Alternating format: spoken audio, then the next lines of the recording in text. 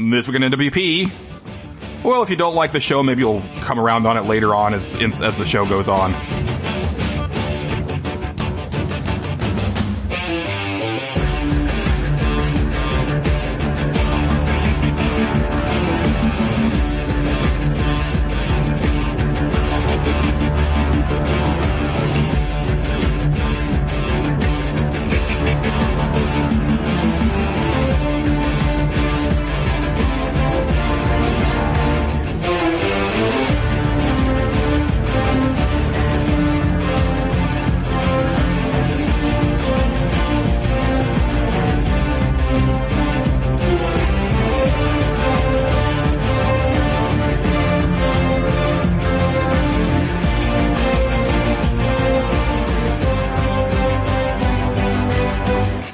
And welcome to Nerds Without Pants, episode 131.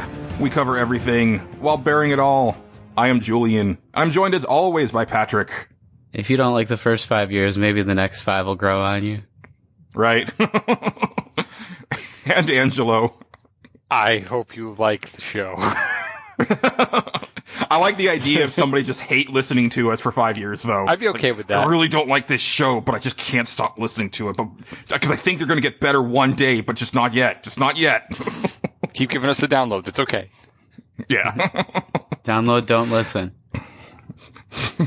Then listen. Actually, speaking of which, we got an honest to goodness review. Our first review of 2018.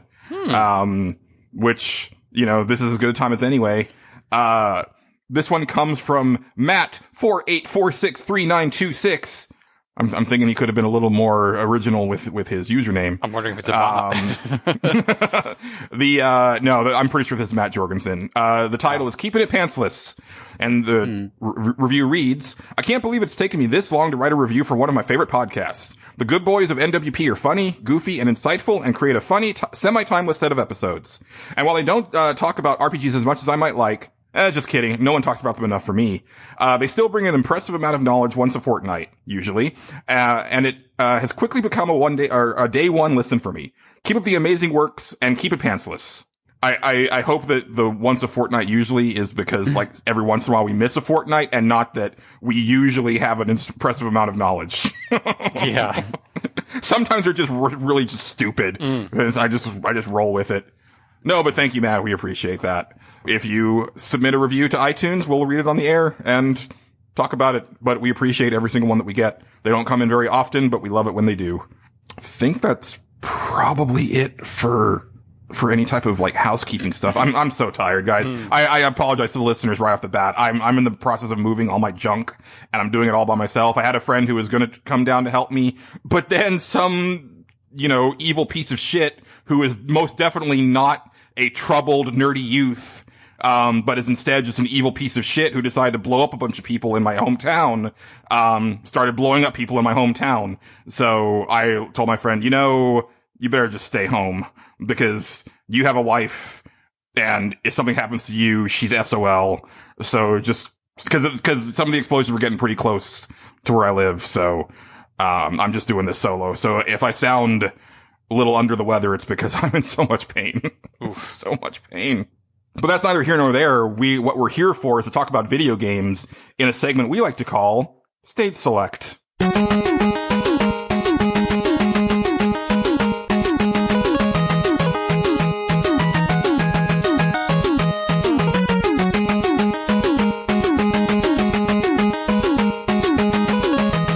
Angelo, Stage Select is your baby this week. It is.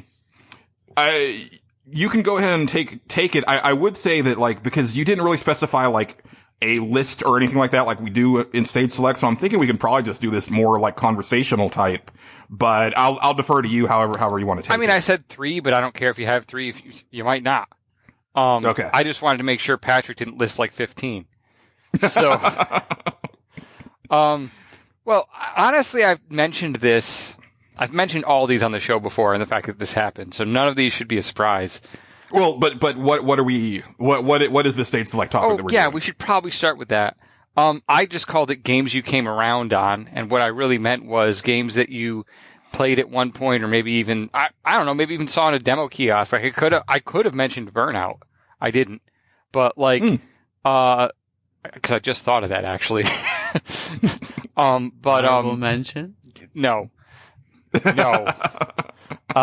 But just, you played them at one point, you gave them a chance, and you're like, nah, this is not what I want, and walked away, and then came back a time or two later, like maybe years, and played it again for whatever reason, and really liked it.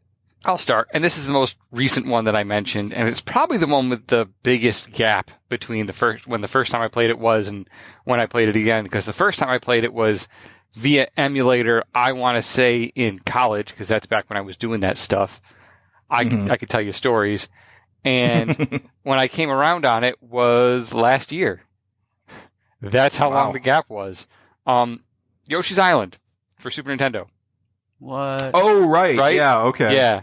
I remember playing it and being turned off by again, we're talking, late 90s, early 2000s, I want to be edgy, Angelo, like hey, this stuff, it's okay for stuff to be cute and to enjoy it in that respect. But the whole tone of Yoshi's Island, the art style that looked, to me now, it looks like this sort of magical idea of like what it does have a childishness to it, right? Like, sure. I mean, it literally done out of like crayons and stuff like that. It looks like, It's there was that. I'm still not okay with some of the we'll call it samples because it's Super Nintendo, obviously, but like some of the samples in it. Real quick, when did that start? Like, when did he start saying it that way? That was that Smash Brothers? No. Was it? Not sure. No, it wasn't 64, was it? It was post 64. Maybe it was Sunshine? No, you're right. It was... Well, Yoshi wasn't really in 64. Yeah, he was just there when you get the 120 stars. Wait. In See last episode. In Mario Kart 64, when you picked him, did he say Yoshi like that? Did he do that when you picked him in Mario Kart 64? I'm not sure if he just goes like, and like spins and turns and jumps. I don't know. Man, I need to know this now, but I don't have any way of researching it at the moment. Right, that's going to be a tough one to pull, but yeah. It's a challenging platformer. Like, it will put you through your paces if you want 100% that game and want to collect everything. It is hard. I got through 3 worlds or so, and I just got onto other things, but it's not like, I'm going to get back to it. Like, I want to get back to it, because that game will push you, if you want to play it like that way. And then the other side of it is, if you just want to play it and get through the levels, it can be surprisingly simple.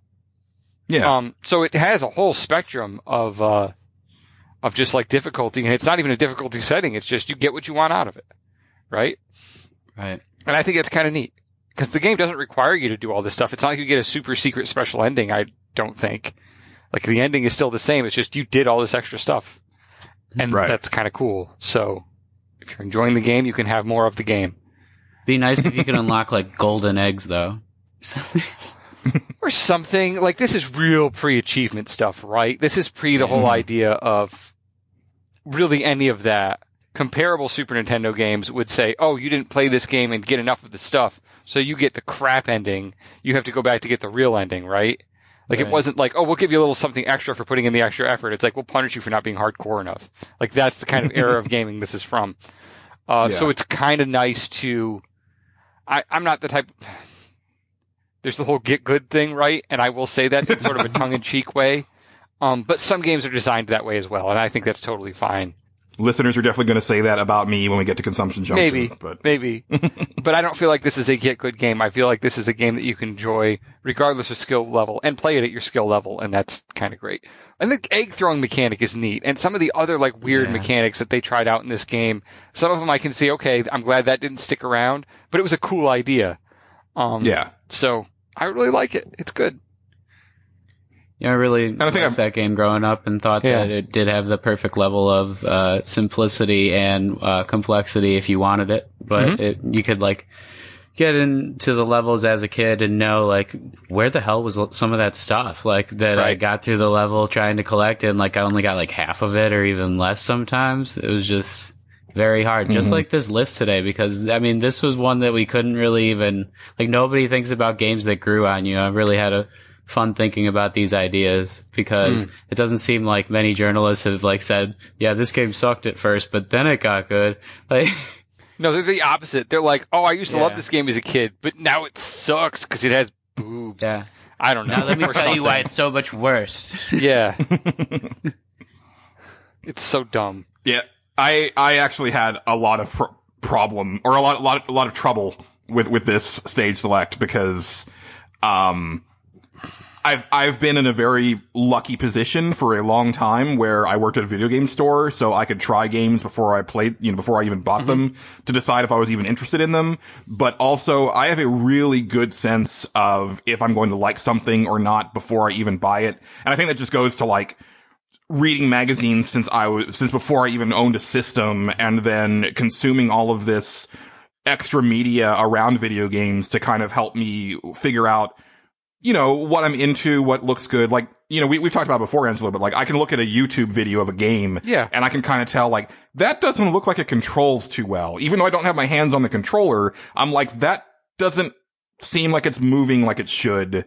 And it probably doesn't feel too good. You know what I mean? So I do. It's very rare that I pick up a game and I'm like, I don't like this, and I stick with it, because if I don't like a game, I just put it down, So I've got a couple. The first one almost doesn't count, because I played it and I didn't know if I liked it. And I didn't know if I liked it for the entirety of the game. I picked it up and I was like, there's stuff here that's good, but I'm also very disappointed by a lot of it, but I can't stop playing it. And it wasn't until I finally beat it and started another game that I was like, okay, no, I actually really like this game. And it's Too Human for Xbox 360. Definitely one of those first, situations of a game that couldn't live up to its hype, because I had been looking forward to this game since the very first reveal for PlayStation 1 in EGM, where they were talking about, oh, it's going to be this whole really cool story about you having to choose, like, how much of your humanity you want to lose, like, in order to get more powerful and all this stuff. And it's like, then you finally play the game and it comes down to, like, a binary choice. Hey, do you want to be cybernetic or human? And, like, nobody treats you differently, and, like, it doesn't really affect you either way. You have access to the same types of moves, just different skill trees, but you get the same abilities no matter what you choose. And it's like, okay, well, they threw that out the window. But it was the first, like, Diablo style game that I played with, like, the whole loot grind and everything. And, it's got a really weird combat system, but, like, as you get into the groove of it, it's really good. There's other stage select topics that this game would fall under, but one of them is that I really wish that someone would pick it up and do a sequel. Obviously, Silicon Knights is gone. Oh, yeah. But Microsoft still owns that IP. And it's like, that universe is brilliant. Like, people need to mine that. And that game has a lot of baggage. Oh, it does, yeah. But the thing is, it has a lot of supporters too. That's the thing. Oh yeah, sure.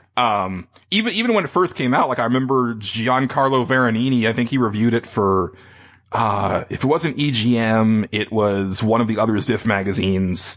And I think he gave it, like, a middle of the road grade. He didn't even give it a bad score. It was just middle of the road, like, mediocre. And he got raked over the coals. That was, like, the first instance I ever saw of that, where, like, people who were like, no, this is the Xbox 360 exclusive game. How dare you not like it? That type of, the fanboys, like, is that what we're talking about? Yeah. Like, that was the first time that I really saw that, and I was like, oh, that was, I feel bad for that guy. I landed, we played it together, actually. Now, was that the first time you played it, or was that the second time you played it when we played it together? Oh, that was like the third time I played when we did it for backloggers. Cause I really do like this game. So I played it all the way through when it first came out, and then I started again and I played it again, because it's that type of game where, the lust for loot continues after you beat the game. I liked it, and I land solidly on like it, but I have never gotten sucked into the Diablo loop. You know what I mean? Mm-hmm. Like, I had a friend who played Diablo 2. He must have played it through at least 50 times. I'm probably lowballing that for sure, just because he loved the game so much and he wanted to get the loot and he wanted to try the other classes, just played it over and over and over again. And that was never a thing for me. Like, I was plenty happy to play that game through once with one class and be like, yeah, I got all I wanted to get out of it, and walk away. And so maybe that's part of why this game didn't grab me the way it grabbed you, but also it felt good Didn't feel great. Yeah. Like, when people talk about how good Diablo 2 is and why it's so good, I can completely understand it. It's just not something that really sinks its teeth into me like the way it does to other people. But I can see all Yeah. I'm with you in terms of the game mechanic. As far as loot is concerned, it's kind of like accessories are the least important thing when I play a game, but I do like it as the graphics get better. And, like for Diablo 3, I got kind of into it, and that's another game that you could arguably say got a lot better with time as they added like rifts and things into it in comparison with Diablo 2, which is like everybody knew it was a classic right away. Speaking of games that look good, though, Too Human, I remember playing it then and looking at it and going, this game is how old? Because it looks real good. And then we found... Oh, that's interesting that you said that, because, like, I was going to say that, like, well, it's got some real janky animation, and, like, you know, the character models aren't all that great, but also just, like... But it ran so smooth, and it looked smooth. It was just, like, a smooth... Yeah. Yeah, well, and also, like, the cyberpunk, like, Norse aesthetic is so cool. That's true. You know, and the way that they integrate, like... Okay, these are still, like, the Aesir and stuff, but then they're also, like, living...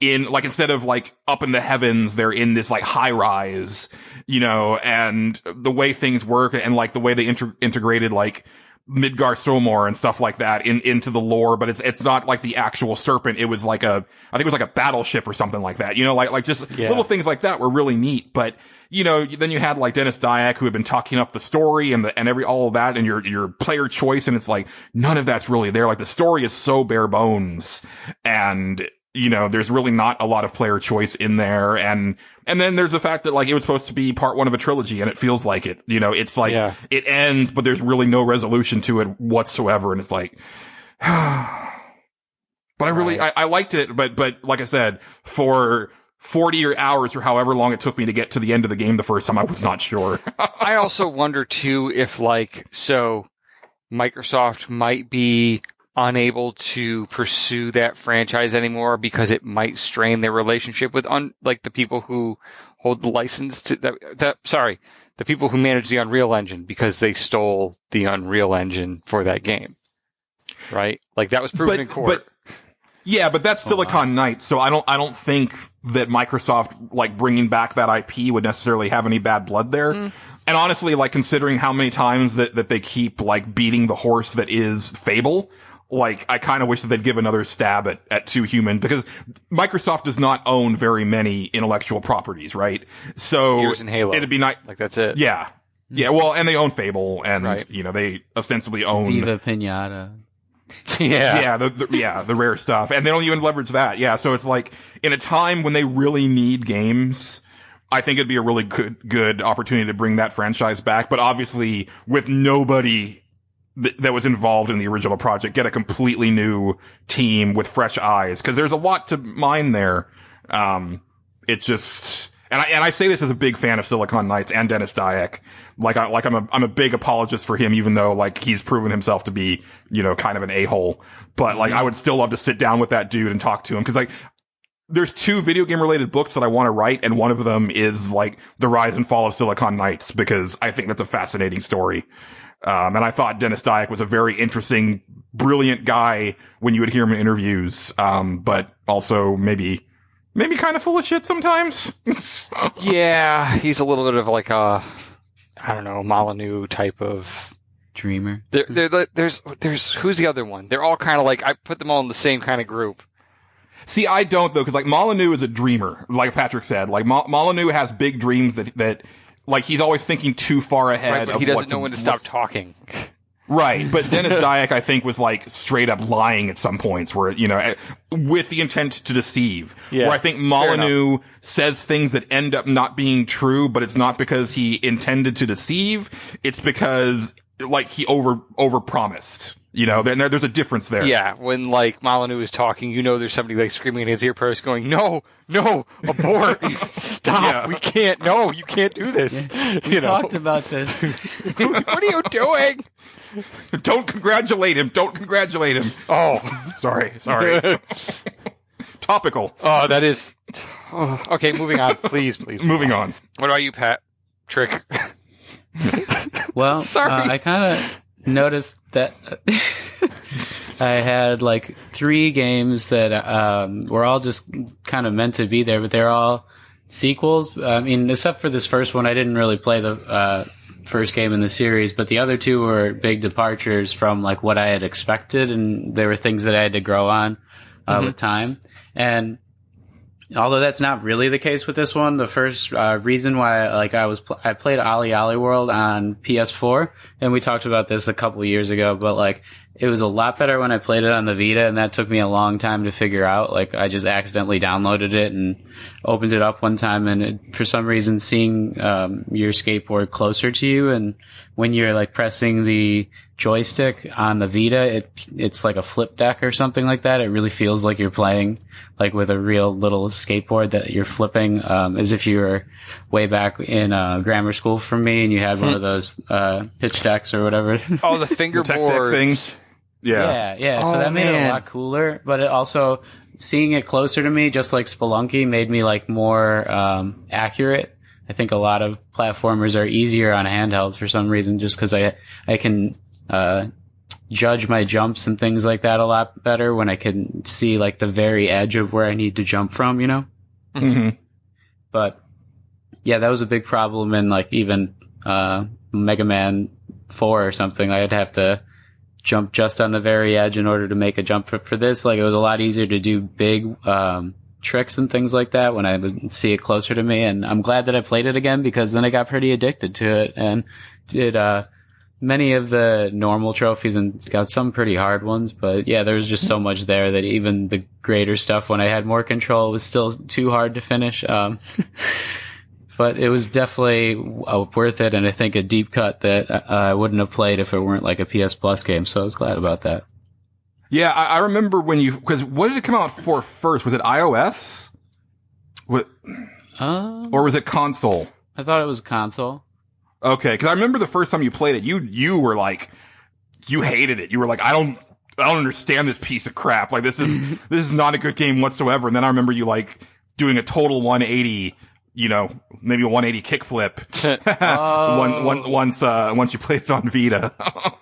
Yeah, because I want to like skateboarding games. I skateboarded growing up and played all those Tony Hawk games, which come in and out of it as far as best sports games of all time and most fun that I've had with my friends. So like, I expect a lot out of a skateboarding game, and this one is actually pretty cool once you get the hang of the controls. But like you guys said for the last game or two, I think it really depends on how you feel when you play it. Like, and if you can't get a good grasp of it, you're probably not going to come back to it that quickly. But when you do, maybe your brain has had a little time to figure out how to control things, or you find a better control system, and then you start to like it more because it's like how the developers intended.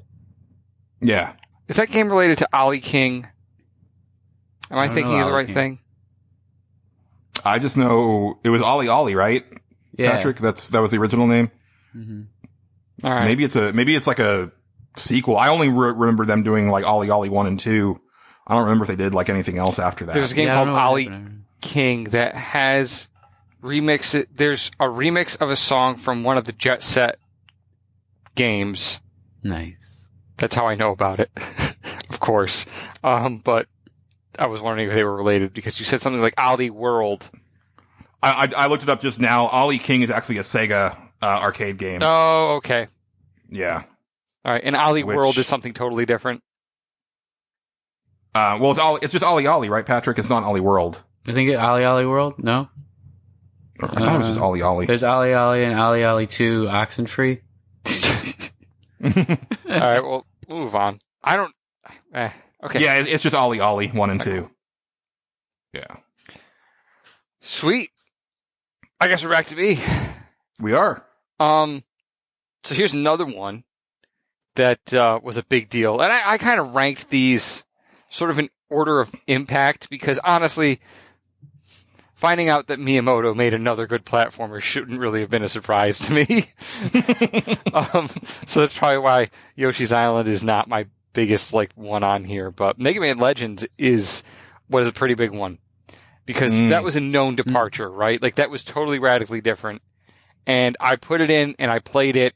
I'll say I was turned off by the whole approach they took to everything. I felt like I was playing as some kind of kiddie Mega Man and what's all this story? I just want to get in there and shoot things. Like, I want to go in there and run and jump, and there was no running and jumping. None. It was like, this is not at all what I want. I was less than thrilled with it. And then I came back to that one years later when I got a copy for Christmas from one of those famous hauls that my wife does. She got me a copy of the Mega Man Legends and Mega Man Legends 2. And, man, that game is real good. It needs to be... They're not going to do it. They really should do like a remake of it of sorts. Just like accounting for, dual thumbsticks and modern control schemes and things like that. The controls broke me when that game came out. I got used to the controls, but also, I don't know, I've always been able to get my head around weird control schemes. Like, I can play with my fingers on the arrow keys on a keyboard without any hesitation. And that's my right hand. Usually it's the left hand is moving. I can do that. It's not really a problem. So the weird control scheme didn't necessarily mess with me as much as it might have messed with other people. It did take some getting used to. I'm not going to say, I just figured it out immediately and was able to do this weird thing.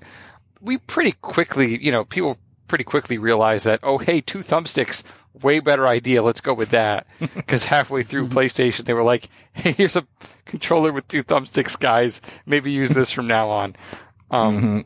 So, and it would have been real nice if, again, the Mega Man Legends, I think the second one uses that. The first one definitely doesn't. Or the second one has a better control scheme for whatever reason. It's definitely more fondly remembered, but I was very surprised by how much I hated it the first time I played it and how much I liked it the second.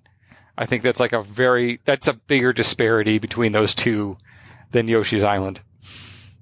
I was so young at that point that I didn't really know how to judge games, so I bought it in the bargain bin right away when I got my PS2 because I never had PS1, and that's the original system that it was on. And so I was just happy that Mega Man was in first-person shooter, and I hadn't even really played many first-person shooters because I had N64 and there were a couple, but I mean, GoldenEye was life-changing. But yeah, GoldenEye and the one with the girl there, Perfect Dark. Perfect Dark. Yeah, so that was fun to see another one of my favorite characters get the first person shooter treatment, but it was it was weird when you just get into it. It was very empty yet vibrant world at the same time. It was very empty. When you went into the dungeon, it felt like a dungeon crawler almost. It was just very blank walls, very repeated stuff, a little bit of platforming elements to it, but not much, and just enemies. That was the game. And correct me if I'm wrong, but isn't he a human in Mega Man Legends? He's not an android, right? I think he's still a robot. I don't remember. Yes, he's upgrading himself in parts and things like that. So he's a robot still. Okay, I remember getting the impression at the beginning of the game that it was just a guy in armor, and I was like, that's weird. No, it's definitely an android, but they're definitely leaning into that whole sort of what's that other Japanese cartoon where it's a robot that's kind of like a Astro Boy, derp. The one it's based off of. They really leaned into that sort of as an inspiration, I think. Yeah, I do not like that game, but I do like the way it looks. It is probably one of the best looking PS1 games that holds up today. It has a really clean look to it that worked really well. The color scheme's nice. Yeah. It is. Yeah. Did you ever see the comparison of so there's a scene where Tron Bond was chased up a light pole by a dog. And the scene is different. Okay, so Tron Bond is the lady there is chased up a light pole by a dog. And Mega Man deals with it differently in the Japanese version than he does in the United States version. I mean, in the US version, he walks up and leans into the dog's face and gives the dog a lecture about being nice to people, and the dog runs off. In the Japanese version, he runs up and just punts the dog halfway across the screen, and that's the end of it. So Paragon versus Renegade. Yeah, right. Man.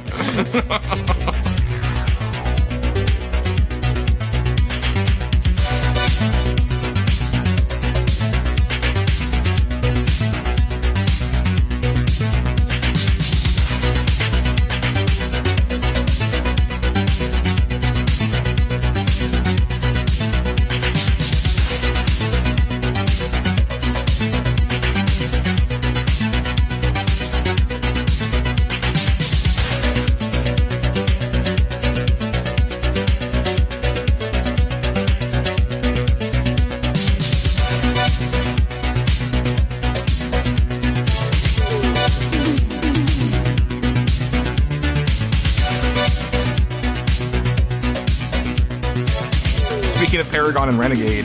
This might come to as a surprise to longtime listeners of Nerds Without Pants, but the one that I have that came to my head at the forefront is actually Mass Effect 3. This is a game that probably for 50% of its runtime, I was not liking it. And it all started because, for whatever strange reason, they took out a few facial features for the create mode in Mass Effect 3, which meant that it couldn't read my Shepard save data, so I had to, like, create him from scratch. And so right off the bat, like, you know, the whole, like, your Shepard continues from game to game was broken because my Commander Shepard in Mass Effect 3 looked kind of like a bargain bin version of my Shepard. Like, it looked enough like him to where, it looked like maybe it was his stunt double. It looked like right? the knockoff, right? Like the Chinese knockoff Star Wars figure versus. Yes. Yeah. Like, you know, like his skin tone was off, the shape of his face was a little wrong, but it was just enough like him to where it's like, well, I guess this is the same guy. But also, you know, minor spoilers for Mass Effect 3, but the last bit of DLC for Mass Effect 2 is very important, and they almost should have, like, maybe not had it be, like, paid DLC, but just, like, a free update, because the decision that you make at the end of that DLC involves destroying a mass relay near the Batarian homeworld to keep the invasion of Reapers from coming early. And if you don't know the story of Mass Effect, the Reapers are these giant sentient spaceships that come to destroy the universe every 50,000 years, or destroy the galaxy and its inhabitants. And they basically, they reap, you know, all the technology and bio, you know, mass of all of the civilizations, and then go back into dark space and wait for the cycle to start again. So Shepard is trying to stop that from happening prematurely, but destroying the Mass Effect relay destroys the Batarian homeworld. So at the beginning of Mass Effect 3, Commander Shepard is in prison from this event, which, if you haven't played that DLC, or if you've forgotten it, it's a really weird spot to begin a game. So right off the bat, like, I had problems with this game, but then, you know, I'm playing it, I'm like, well, you know, it's a little bit more of an RPG than the last one was, but still nowhere near as fully featured as Mass Effect 1 was, but it's playing pretty well, but I'm not liking these new characters that they saddled me with, and then, you know, I get my Shepard's original love, Ashley, back in the team, and it's like, yay, Ashley's back, like, let's finally rekindle our relationship. But she doesn't acknowledge that whatsoever, and it's almost like she's a stranger, and I'm like, none of this seems right. Like, what is going on here? Eventually I warmed up to it, and so that's why I always tell people that, to me, the problems of Mass Effect 3 are the beginning hours of that game, not the ending. The ending was whatever, like, you know, but, because as the game goes on, you start to get more and more of that closure with individual characters or individual quest lines that have gone on from, you know, since the beginning of the game, but it took me a long time to come around on that game. And as a result, I've only played Mass Effect 3 once. I've played through Mass Effect 1 like 8 times and Mass Effect 2 like 4 times. So, you know, the fact that I've only played Mass Effect 3 a single time should speak volumes for the way I feel about that game. And it's not that I didn't like it, but right. It took a long time for me to warm up to it. I even remember, like, Patrick and I were doing Pixel Talk around that time, and that's when we were alternating between the two different crews, like, every other week. And I remember, like, the other crew talking about, like, oh yeah, Julian was tweeting, like, you know, the whole, like, first couple days he had it, he was not pleased. I was like, I was not. Yeah, but now, like, when you look back at it, and now that Mass Effect Andromeda exists, it's a lot better. Oh yeah, it's worlds better than that. But just like Mass Effect Andromeda, like, I would love to do, like, some sort of, like, YouTube video or article or something where I'm like, this is how I would rewrite Mass Effect 3. And the first thing that I would do would be to have that DLC for Mass Effect 2 be the actual tutorial to Mass Effect 3. And then, like, after that, have a trial where maybe they actually get to bring in some of those, like, you know, decisions, sort of like the trial in Chrono Trigger. Like, I think that would have been really cool. You know, and I mean, the pacing's all wrong in that game too, because, like, the Reapers invade Earth at the beginning of the game, and then it's like, okay, that seems really urgent, but then we're gonna go fart around for 40 hours, you know, like, yeah, we're gonna do important things, but also, I'm going to go find this, space plate for this person on the Citadel, because why not? It's like, I just think you got more important things. It's a typical RPG problem. I have told 1,000 times about the story about the part in Final Fantasy VIII where I left Rinoa literally dangling off the edge of a cliff. Went and did like 3 side quests, came back hours later. She's still dangling off the edge of the cliff. And then pulled her, Final Fantasy VIII. Yeah, and then pulled her up.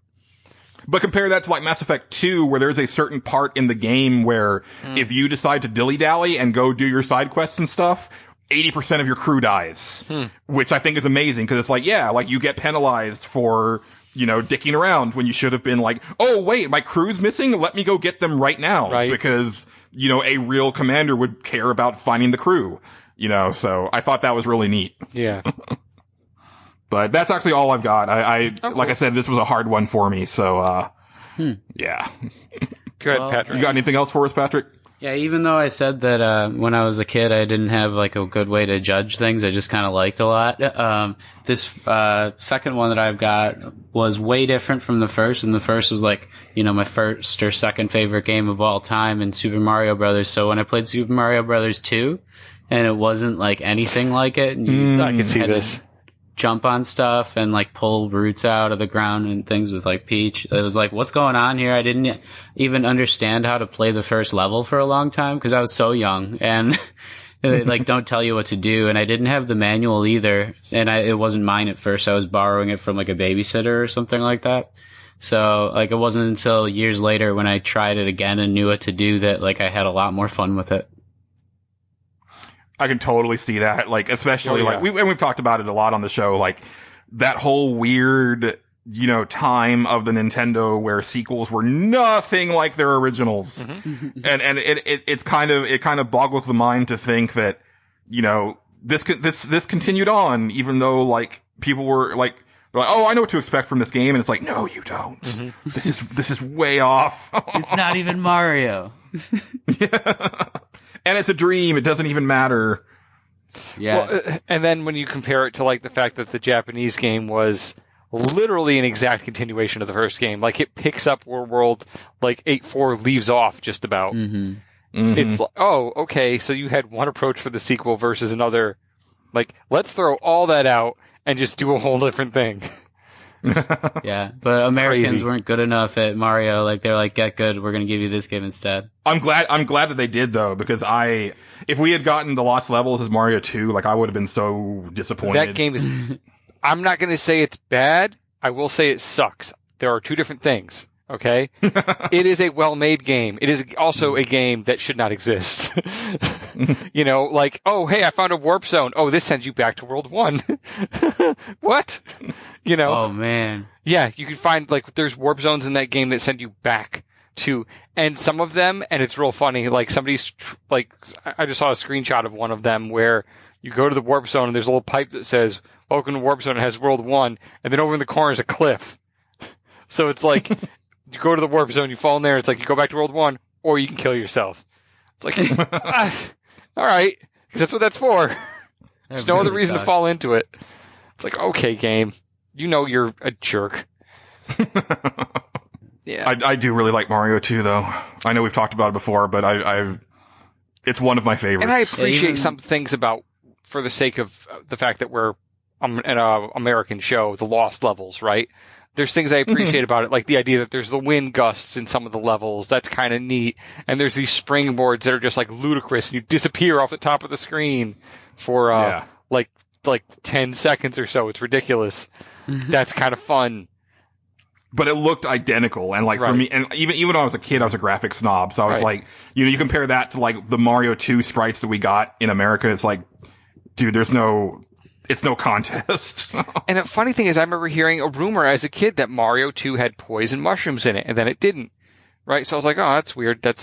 Wasn't true. And then I found out that the Lost Levels, the actual Mario 2, did have poison mushrooms in it. Yeah. That's kind of funny. This one had a lot more forgiving aspects of it, like when you'd be very high up in like a level, you could just jump down multiple screens. That was really fun to just like jump and watch them fall. Yep. Yep. Mm-hmm. Yeah, there was supposed to be a big emphasis on verticality in that game, and there wasn't as much in the end result because they couldn't get the scrolling to do what they wanted it to do. Like, they wanted it to be smooth scrolling vertically, and they just couldn't figure it out. So they just stuck with, what it was, right? They worked with what they had. Then they finally figured out how to do it in Mario 3. It was kind of charming though too, because sure. It's like where am I going to transition to on this next screen? It's sort of like doing Quickman's level on Mega Man 2, and I love that. Like, I have a real nostalgia for that. When you reach the bottom of the screen, everything stops, it scrolls, and then it starts again, and then it stops, and it scrolls, and then it starts again. Like, that's such a very NES thing that is a very. It's like a kind of a mechanic that's very frozen in time, and whenever I see it, like in Shovel Knight or something, reused for just nostalgic effect, I can't help but love it. So Generation Z kids will never understand. Yeah, pretty much. Scrolls. So that's cool. Yeah, that makes complete sense, Patrick. It really does. So I guess we're down to me, and I haven't mentioned it yet, but you can probably guess what my number one is. Maybe? I've shared it. Okay, I'm not going to do this to you. Cul-de-sac Saga? No. That will never die, will it? I came up on this. Oh. I hopped into the chat. They Digital and Dice, this is what we're referencing, changed their recording nights to Wednesdays. So I was like, oh, cool. I was just happened to be free. And I was like, I can finally hop into one of their recordings. And they acknowledged that I was there, and the first thing one of the guys gets, oh, it's the Concept Saga guy. And I'm like, no, no. I'm that guy. I've become that guy. So, like, they immediately recognized me as that guy. And I'm like, oh, it's so bad. Wait, did the Digital and Dice guy say there, or was it somebody else in the chat? No, it was one of the Digital and Dice guys. They had a blast with that, though. That's even worse because, like, you've been on their show, they've been on our show, so it's like, but you still just get boiled down to the Concept Saga guy. It's a running gag, and they love that with their fans, right? There's another guy that I don't even know how it happened, but every time he shows up, they say hi to him in a very particular but weird way. So they just have they like to have these running gags with their audience. It's kind of fun. Yeah, those guys are great. They are. They had a blast ripping me to shreds. So, and I did deserve it. Man, I screwed that whole thing up. So anyway, my last one is the original Final Fantasy. Oh, now it all comes back, right? Because we talked about this before. Yeah, okay. Yeah, we have. I was very much aware of that game when it was being like hyped up in Nintendo Power, and they released the whole strategy guide, and I wanted nothing to do with it. Like, immediately looking at it. And it had nothing to do with, like, necessarily the fantasy setting, because, I don't know, magic things, I wasn't necessarily turned off by that. I hadn't was it all the words on the screen and, like, the windows? No, I was a big fan of reading. What it was, I remember when they showed battle screens, it was, you had your characters on one side, a literal wall, and then the enemies all in a cube on the other. And I'm like, what is the point of this game? You pick fight and fight them? Like, it just happens? Like, what is this?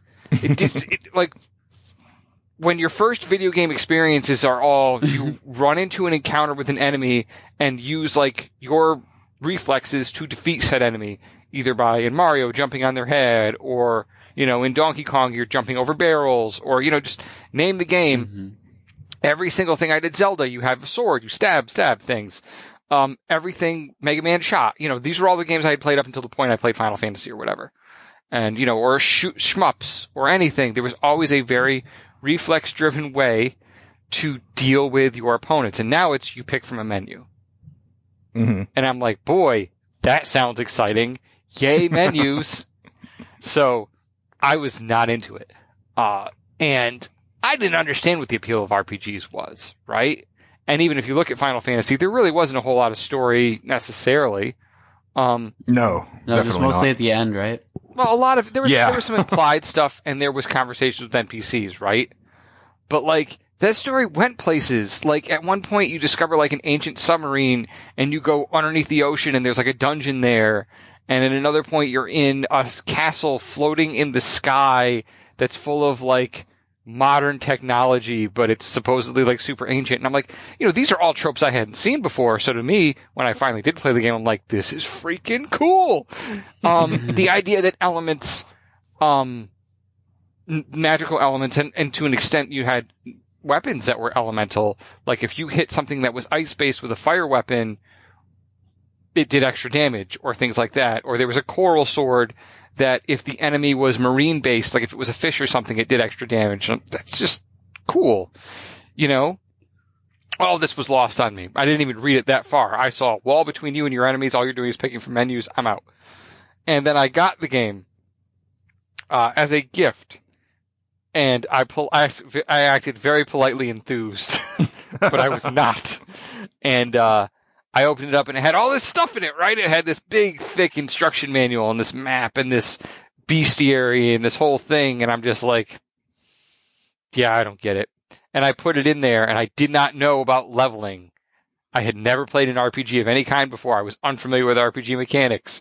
So as you can imagine, I left town, went toward the objective they told me to go to, and died over and over and over again. And I was like, this game is terrible. Why do people like this? And it was maybe a year later that I was talking to a friend of mine, and he's like, you don't like that game? I was like, no, it's stupid. How can anybody like it? And I went into the whole thing, and he goes, you don't know about leveling? And I'm like, no, what's leveling? I know about level 1, level 2, level 3. I can't get past level 1. He's like, there is no level 1. Your character's level. What does that even mean? So he had to explain the whole concept of leveling. And then that made sense, right? Because it's like exercising. You know, the more you lift the weights, the stronger you get. The more you do a thing, the better you get at it. Practice, that kind of thing. I'm like, oh, so it's a way to represent that you've practiced. And then once I understood that, and I leveled the characters, and I like healed up and went back to town and ground for a little bit, I was like, oh, I get it now. You know, I get the whole appeal of this game of like kind of semi-tactically, and it's not too deep, right? The original Final Fantasy is hard, but tactically it's not too deep. But all these concepts were brand new to me. I don't know. It just complete turnaround on that game, to the point where I own all of them now. I own art books from that game. Like, just such a freaking turnaround on that game. To it going from, I want nothing to do with this, to it being, this is one of my most favorite franchises ever. Right up into, like, all of the Sakaguchi games are just, I love them. And the Numura games are hit and miss, but, you know, that's a whole thing. I've ranted enough. No, that's a really good one. Mm-hmm. I kind of don't have much to say because I'm currently in the process of buying a complete in-box copy of Final Fantasy 1 because I actually don't have a complete in-box copy of Final Fantasy 1. So once again, Nerds Without Pants costing Julian money because Julian has a problem. A bad problem. Oh man. I don't have the box for that game, but I would not trade my copy. There's no copy that could mean more than that original copy of that game. You know what I mean? Yeah. It just isn't, because that game taught me RPGs. That taught me to appreciate like an entire genre of game. How I can't beat that, right? You just really can't. Yeah. So that's cool. The only thing that I have that maybe is in the same vein is one that's happened in the last year, which is that now I love the Dragon Quest series when I really didn't care for it much. Mm-hmm. You know, I played 8 about halfway through, you know, just kind of petered out. I didn't actually beat 9, but I did get to the last dungeon. I liked that one a lot. Right. But the other games, like, I really didn't care for until just recently when I started playing them on the DS. I was like, oh, okay. I think I'm finally at that point where it's like there aren't enough of these classic turn-based role-playing games anymore, where this is a breath of fresh air for me. And I was like, I finally understand what makes Dragon Quest good. Yeah. You know what I mean? And I didn't when I was younger. Yeah. So. Yeah. But I mean, like, I can't overstate how like fundamental this whole shift was, because I wouldn't appreciate Lord of the Rings if it wasn't for Final Fantasy. That was my first fantasy experience, was that game. You know, like high fantasy experience, I should say. Like, I had read C.S. Lewis, like The Lion, Witch, and the Wardrobe, stuff like that. But as far as like elves and magic and dragons and like that high fantasy specifically, this was my introduction to it. You know? Yeah. So I think actually mine might have been Final Fantasy Legend or something as well, maybe. Like on a Game Boy. That's interesting to think about. Yeah. I'm sure I just made somebody go when I said that too. Like, you didn't know about No, I did not know about Lord of the Rings until after. I owned those books and I had tried to read them as a kid, and I found them impenetrable. You know? Yeah. Yeah, I read them in like 8th grade, but like they're like a high school thing for a lot of people too, you know, like especially the older ones like the Silmarillion and stuff like that gets really dense. Like, I don't even want to read that now. Yeah, they're very, for as interesting as they are, no, this isn't the right way to say it. They're not dry reads, but they read like half narrative and half textbook, right? Yeah. We've done this discussion already, I think. But when you find out Tolkien was a professor, you are not surprised when you read his books. So, something I was surprised about though was my number 1 on the list, and it was the reason why I didn't like it that much at first. Now I love it. And I think everybody likes it a lot more now, but I don't think anybody was expecting the character even to be in the game. Metal Gear Solid 2. Yup. I think when you think about it, everybody hated that at first. I loved it. I totally understand. I had no problems with it. Oh, man. It was really cool. Look at me making sense today, though. I mean, but everybody was like jarred and like floored that, spoilers, Snake dies. Well, no. It's just not, you're not just not playing as, yeah. Yeah, and he comes back as Pliskin. But, which I thought that was cool. Like, when I played that game and he said, his code name was Pliskin, I was like, all right, yup, well done, Kojima. and just, like, I love how under wraps it was. Like, literally, I had never heard the name Raiden until I opened the instruction manual and they had the instructions on how to use his sword. And I was like, there must be another character that you get to control at some point in this game, like for like a mission or something. And then it's like, oh wait, no, you control this dude for like 85% of this game. Yeah. But there were some great levels in it, and a lot of the boss battles were the tops in the franchise, like with Fat Man and stuff. When I figured out how to beat him, it was a lot of fun. Mm-hmm. I can't. That is a game that I put down and I want to go back to, but the problem is, it's no, I take that back. I rebought the collection, but I had the collection on the original Xbox, and I no longer have an original Xbox. So I have to, and I don't have an Xbox One X, so it's not backwards compatible. I'm sure it's not going to be backwards compatible anyway, but I have the collection, so I'll play that. Yeah. That actually ends like one of the best ways in a lot of the games. It's like when you first find out about a lot of the secret society stuff and who they really are and what they really mean. So like, I really enjoyed like the payoff in that game, and in fact, I even stayed home like to beat that game one day and was sick. Yeah, I could see that happening. Yeah. Where does like them finding out about like all Snake's secrets on Facebook factor in, since we're talking about conspiracy theories and secret societies? If Kojima was still there, he predicted this, and they were doing another Metal Gear, then yeah, that would totally be. He absolutely predicted the whole Facebook is stealing everything about you. So.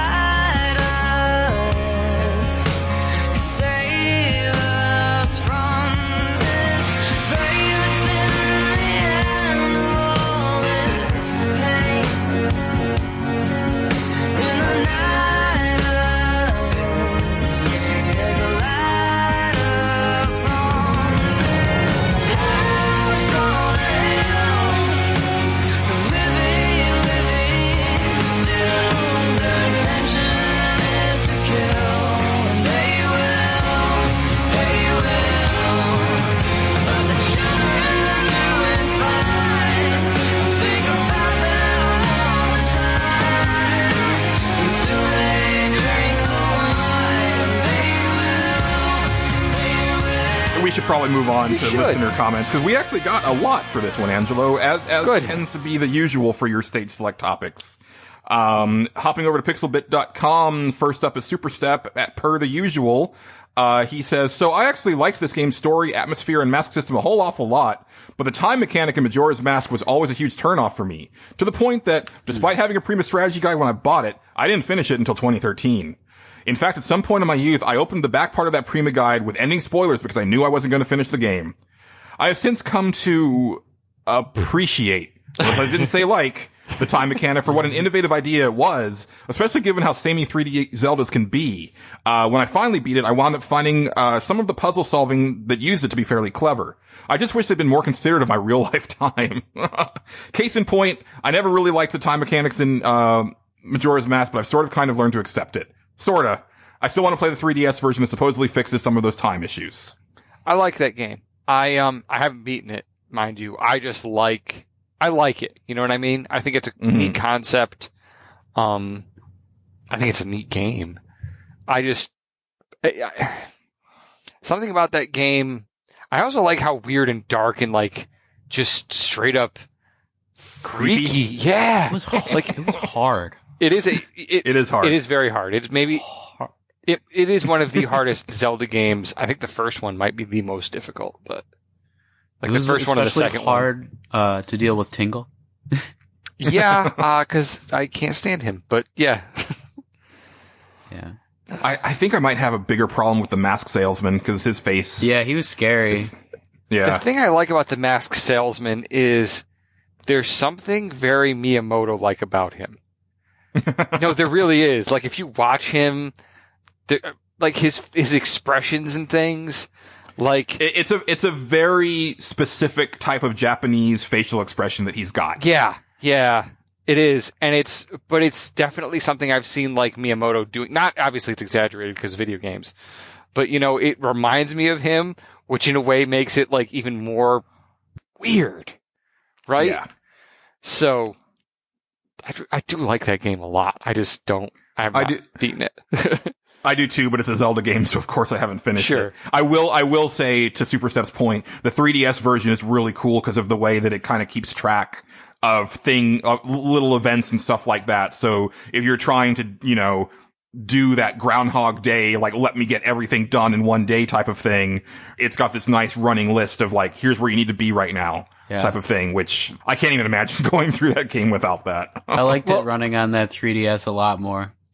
Yeah, it also looks really nice. Hypothetically, you could always have done that on paper, just like timestamp in the game. But yeah, I saw that facial expression. Nobody else did, but that's the right response. It was like, yeah, but no. Yeah, that's what your face. And I honestly, like, even though you and I are the same age, like I never did the pen and paper stuff for video games. Oh, I have. So I've drawn little maps, not very good ones, but little maps to like figure out my way around certain games. So. Yeah, well, you do love Etrian Odyssey. I do. I always get so into the game, I forget I can write stuff down in the manual. I mean, I was like, oh, look at all these blank pieces of paper at the back of the manual for all those old games, but I would be so into it that, like, I forgot that I'm also a human. I did write some passcodes in there back in the day, like just various, like, pre-save. Oh, man. The pain children these days don't know of, like, having to write down these elaborate passcodes, and God forbid you got one letter wrong because it's all dead. It's not going to work. My instruction manual for Metroid has the handwriting of 12-year-old Julian all in the back there with a lot of passwords. I'll bet. San Andreas has a story that I can relate to in a lot of ways. He says, I didn't necessarily hate it, but I bought Final Fantasy Tactics when it was on sale at Target in 1998. I just finished Final Fantasy VII and wanted another RPG to play, so I picked up this one. At first I found its gameplay very confusing and strenuous. It was my first real experience with strategy RPGs. I missed out on earlier games like Ogre Battle and Shining Force. And it was easy to get killed by one mistake. So I rage quit it for about 3 days and then tried it again. This time I got the hang of the game's mechanics and I was hooked. I almost rage quit for good when I got into an unwinnable situation with Y-Graph at the end of Chapter 3 and had to start all over, since you couldn't backtrack and I had saved my game. I learned to keep 2 save files going, especially before going into boss battles, but I played it through all the way to the end. It's not that I didn't like the game, but I had the exact same thing happen to me. I got to flipping Y-Graph, and I couldn't beat him, and I only had the 1 save file, so I couldn't go back and grind, and I had to start the whole damn game over again. That's how I learned to keep more than 1 save file for all RPGs. I have heard many horror I have heard from several different people that exact same frustration from that game. The whole, not necessarily the Y-Graph battle, but just getting stuck in an unwinnable situation. Well, and the Y-Graph battle in particular is said to be harder than the final boss. Because the beginning of it, you only have Ramza. So if you're underleveled whatsoever, or you don't have him on the right job, you're screwed. And you can't change jobs in the middle of that because that's a chain of battles. Right. Yeah. Yeah. You basically, like, if you save before that fight, I think there's a couple cutscenes, and then you go into the fight, and then, like, you're stuck in there until you win. And isn't that the game where you have to equip items on characters, and each character only has a certain amount of, like, you don't have, maybe I'm thinking of something else. But I remember, I actually think I'm mixing two RPGs together. Did this have a common pool that you would pull items from, or did you have to, like, literally equip usable items on people? You'd have to equip usable items on people. So, like, if I wanted my white mage to have like a potion stash on them to give to people, I would have to equip those potions on that white mage. Yeah. Okay. And I think you only had, like, maybe 1 or 2 slots for items. Yep. Okay. So it was like for mages, you probably were going to have ethers on there, on them to use that. Right. And yeah. That game is tough, but it's still my favorite tactics game. And I really wish that they would bring it back. The way you can just break that game into just glorious little pieces, like just literally break that game to the point where you're just making things disappear at your very will, is pretty cool. Like yeah. But it makes you work to get there. It's not like it just hands it to you. All right. What's next? Let's see. Next is Tyrone Swift, who has 3 for us. Number 3 is Final Fantasy Mystic Quest. Yep. Tyrone says, I had no idea what this game even was when I played it as a kid, and then a friend showed me Final Fantasy VI, and it all clicked. I know this isn't the best game, but I have fond memories of playing it after it sat on the shelf for years while I learned what RPGs were. We have great love for Mystic Quest on this podcast, so yes. we're not going to hate you for that one. It's good fun. Yeah, and that story does sound a little bit like mine, honestly. Yeah. That's kind of neat. I got it. I was able to convince my mom to get it for me because it was only $19.99 in a time when games were not $19.99. Right. So it was like a special win for me. And when I played it, I was like, well, this isn't as good as Final Fantasy II, but you know, it's a Final Fantasy game, and I enjoyed it. I played through it like 3 times. And that music is so good. It is. The game has a great soundtrack. Tyrone's number 2 is the original Mass Effect. He says, for as big a fan I am of the series, I really didn't like the first game when I originally played it. I had played through all of the OG Xbox BioWare games, and this one was a lot different from those. I'm not sure if I was expecting more from it or what, but I played it for about an hour and stopped. Months later, I decided to give it another go, and then I got it. I played through it about 3 times after that, and it's still one of my all-time favorite games. That is the correct response. I understand that people don't get that game at first because it's notoriously bad for onboarding. Like, the tutorial is crap. You really, like, it's a game where you actually do have to read the instruction manual to figure out how to play it. But once you do, it is the superior Mass Effect game. Number 1 for Tyrone is one that almost gave me a heart attack until I read what he said. Saints Row 4. He says, hate is a strong word, and that's exactly how I felt about this game the first time I played it. I absolutely hated this game. I loved Saints Row 3, and this was just not what I wanted from the series at all. I didn't want superpowers. What's the point of even having the cars in the game? What's this computer simulation crap? This is really stupid, I thought to myself. I don't think I've ever taken a game back to a Redbox so fast. Then a few years later, I was really, really bored, and it was on sale for PS4. Something inside me said to give it another chance, and yeah, I loved it. I totally got it. It all just clicked, and I played it for an ungodly amount of time. This is a case of being wrong, and I'm glad that I gave it another shot. I was so glad that he turned around on that, because, like, I also kind of want to know the type of person who's like, yeah, I don't want to jump 100 feet into the air and float or run faster than the Flash. I don't want that. I want to drive in a car everywhere. Like, what? I think if you go into it expecting one thing and you get, it's like, I don't know. It's like if you expect that what you have in your hand is a glass of grape juice and, oh, it's wine. You know what I mean? Right. Okay. Yeah, It's like that kind of a thing. Like, whoa, but you like that taste when you're expecting it. Yeah. So Fellow Pixel Bitter Casey chimes in with 3. Number 3 is Super Metroid. He says, I didn't get a chance to play this until 2007 when it hit the Wii Virtual Console, but I felt like it was overhyped. I kept hearing it was the greatest game ever made, but I was really thrown off by how much stiffer the controls were than Zero missions, and I would have rather played that or Prime. Picked it up again in 2014 on the Wii U and enjoyed my time a lot more. I didn't enjoy it as much as Prime or Zero Mission, but I consider all 3 to be near perfect games. We've said so much about Super Metroid, I feel like there's no more to be said. Yeah.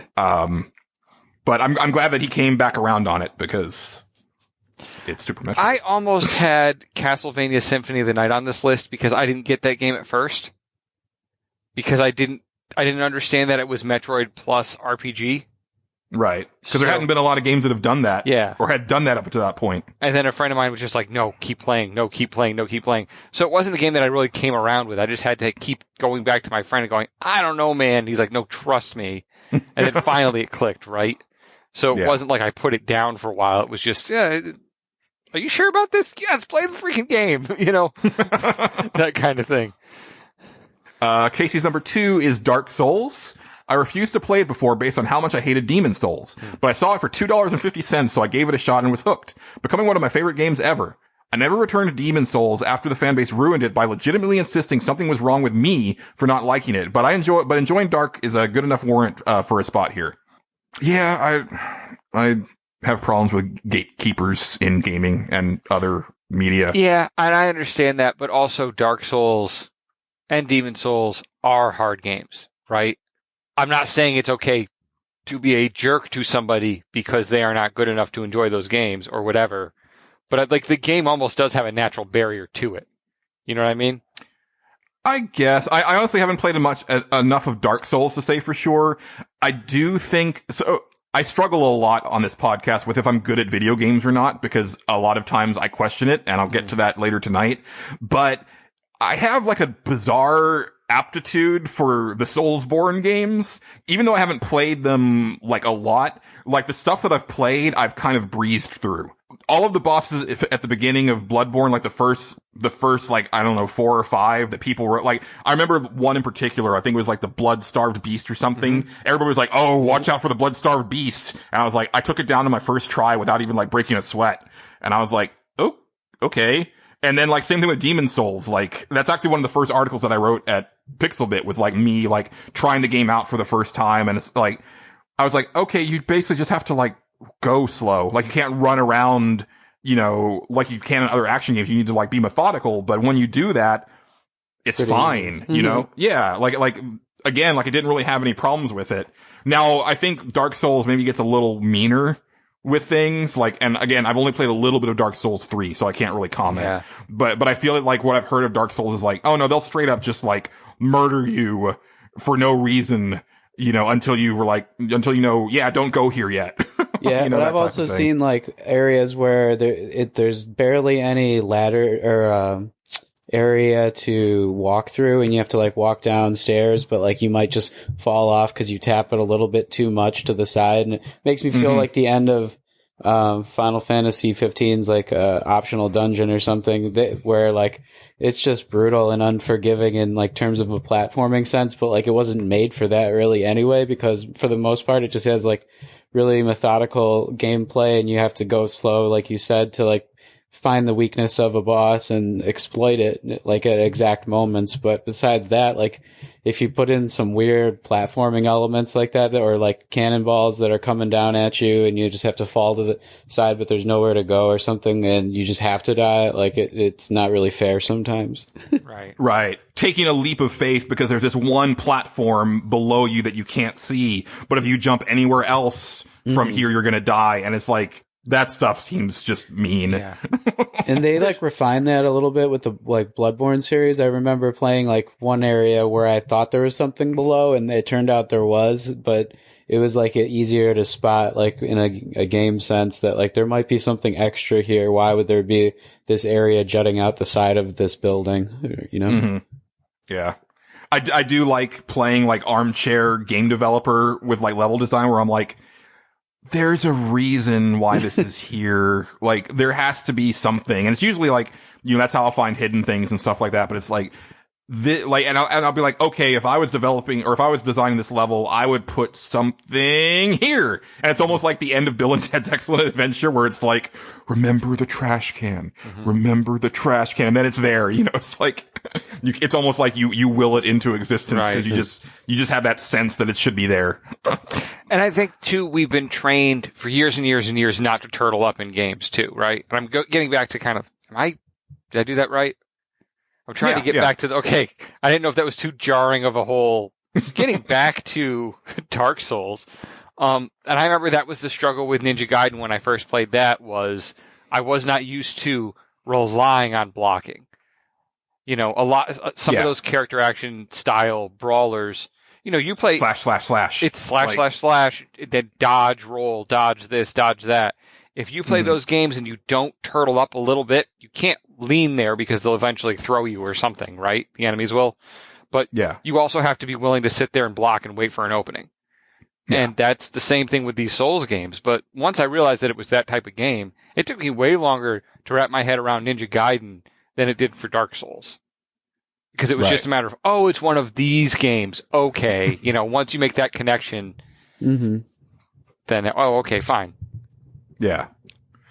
Let's see. Casey's number 1 is Jak 2. He says, I never got a PS2 until 2010, and this was the game I was most excited to play. I liked 1, but I had played other collectathon platformers, and I wanted to see what 2 did different. And was instantly disappointed. The checkpoints were far too infrequent, aiming weapons felt dated, and driving portions were frustrating. I gave it another shot in 2012, and everything just clicked. I stopped trying to play it like it was a more modern game and adapted to its differences, and the game stopped being frustrating. I could see how this and 3 are Naughty Dog's most unique games, even though they took elements from GTA. The way it combined with platformer mechanics felt like nothing else I've ever played, and it might have been my favorite platforming levels of the 6th gen. I feel like it did feel like other games, and it was Ratchet and Clank, and they were better.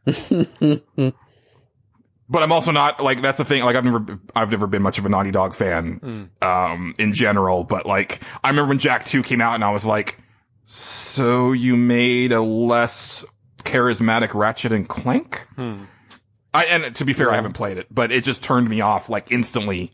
Maybe I would love it if I played it, but... I played the original a lot, like, I had the Precursor Legacy, but... The second one looks so different, and I had already gotten into Ratchet and Clank that, like, at that time when I only got 1 or 2 games a year, I had to pick, and I was always picking Ratchet and Clank instead of Jak and Daxter. Yeah.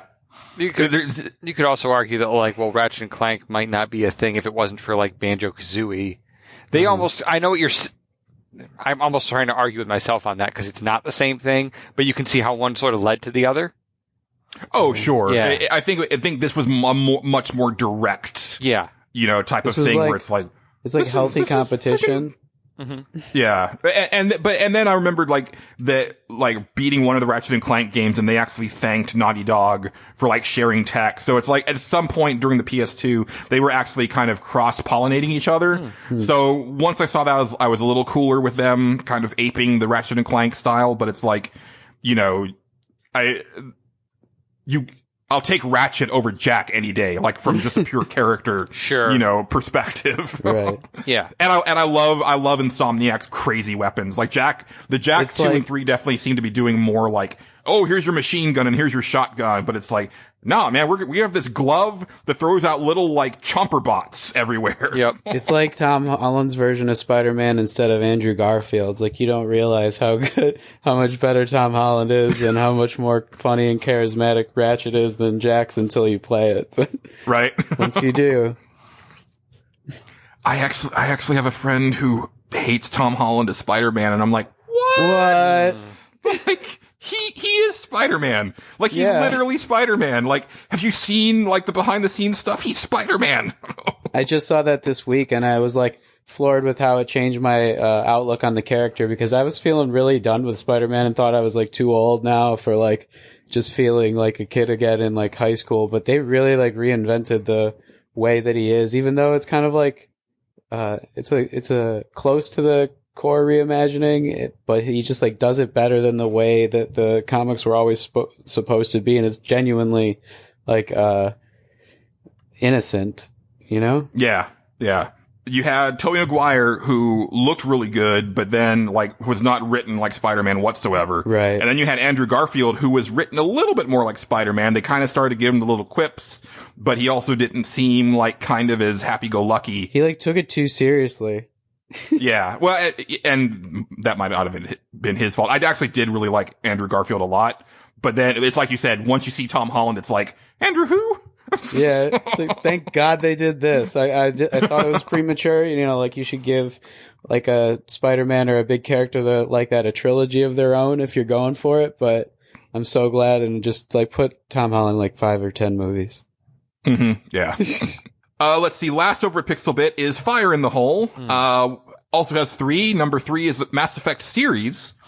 He says, I will admit that to this day, I have not yet beat the original Mass Effect, and the reason being is that I fell off the first game probably a little halfway through.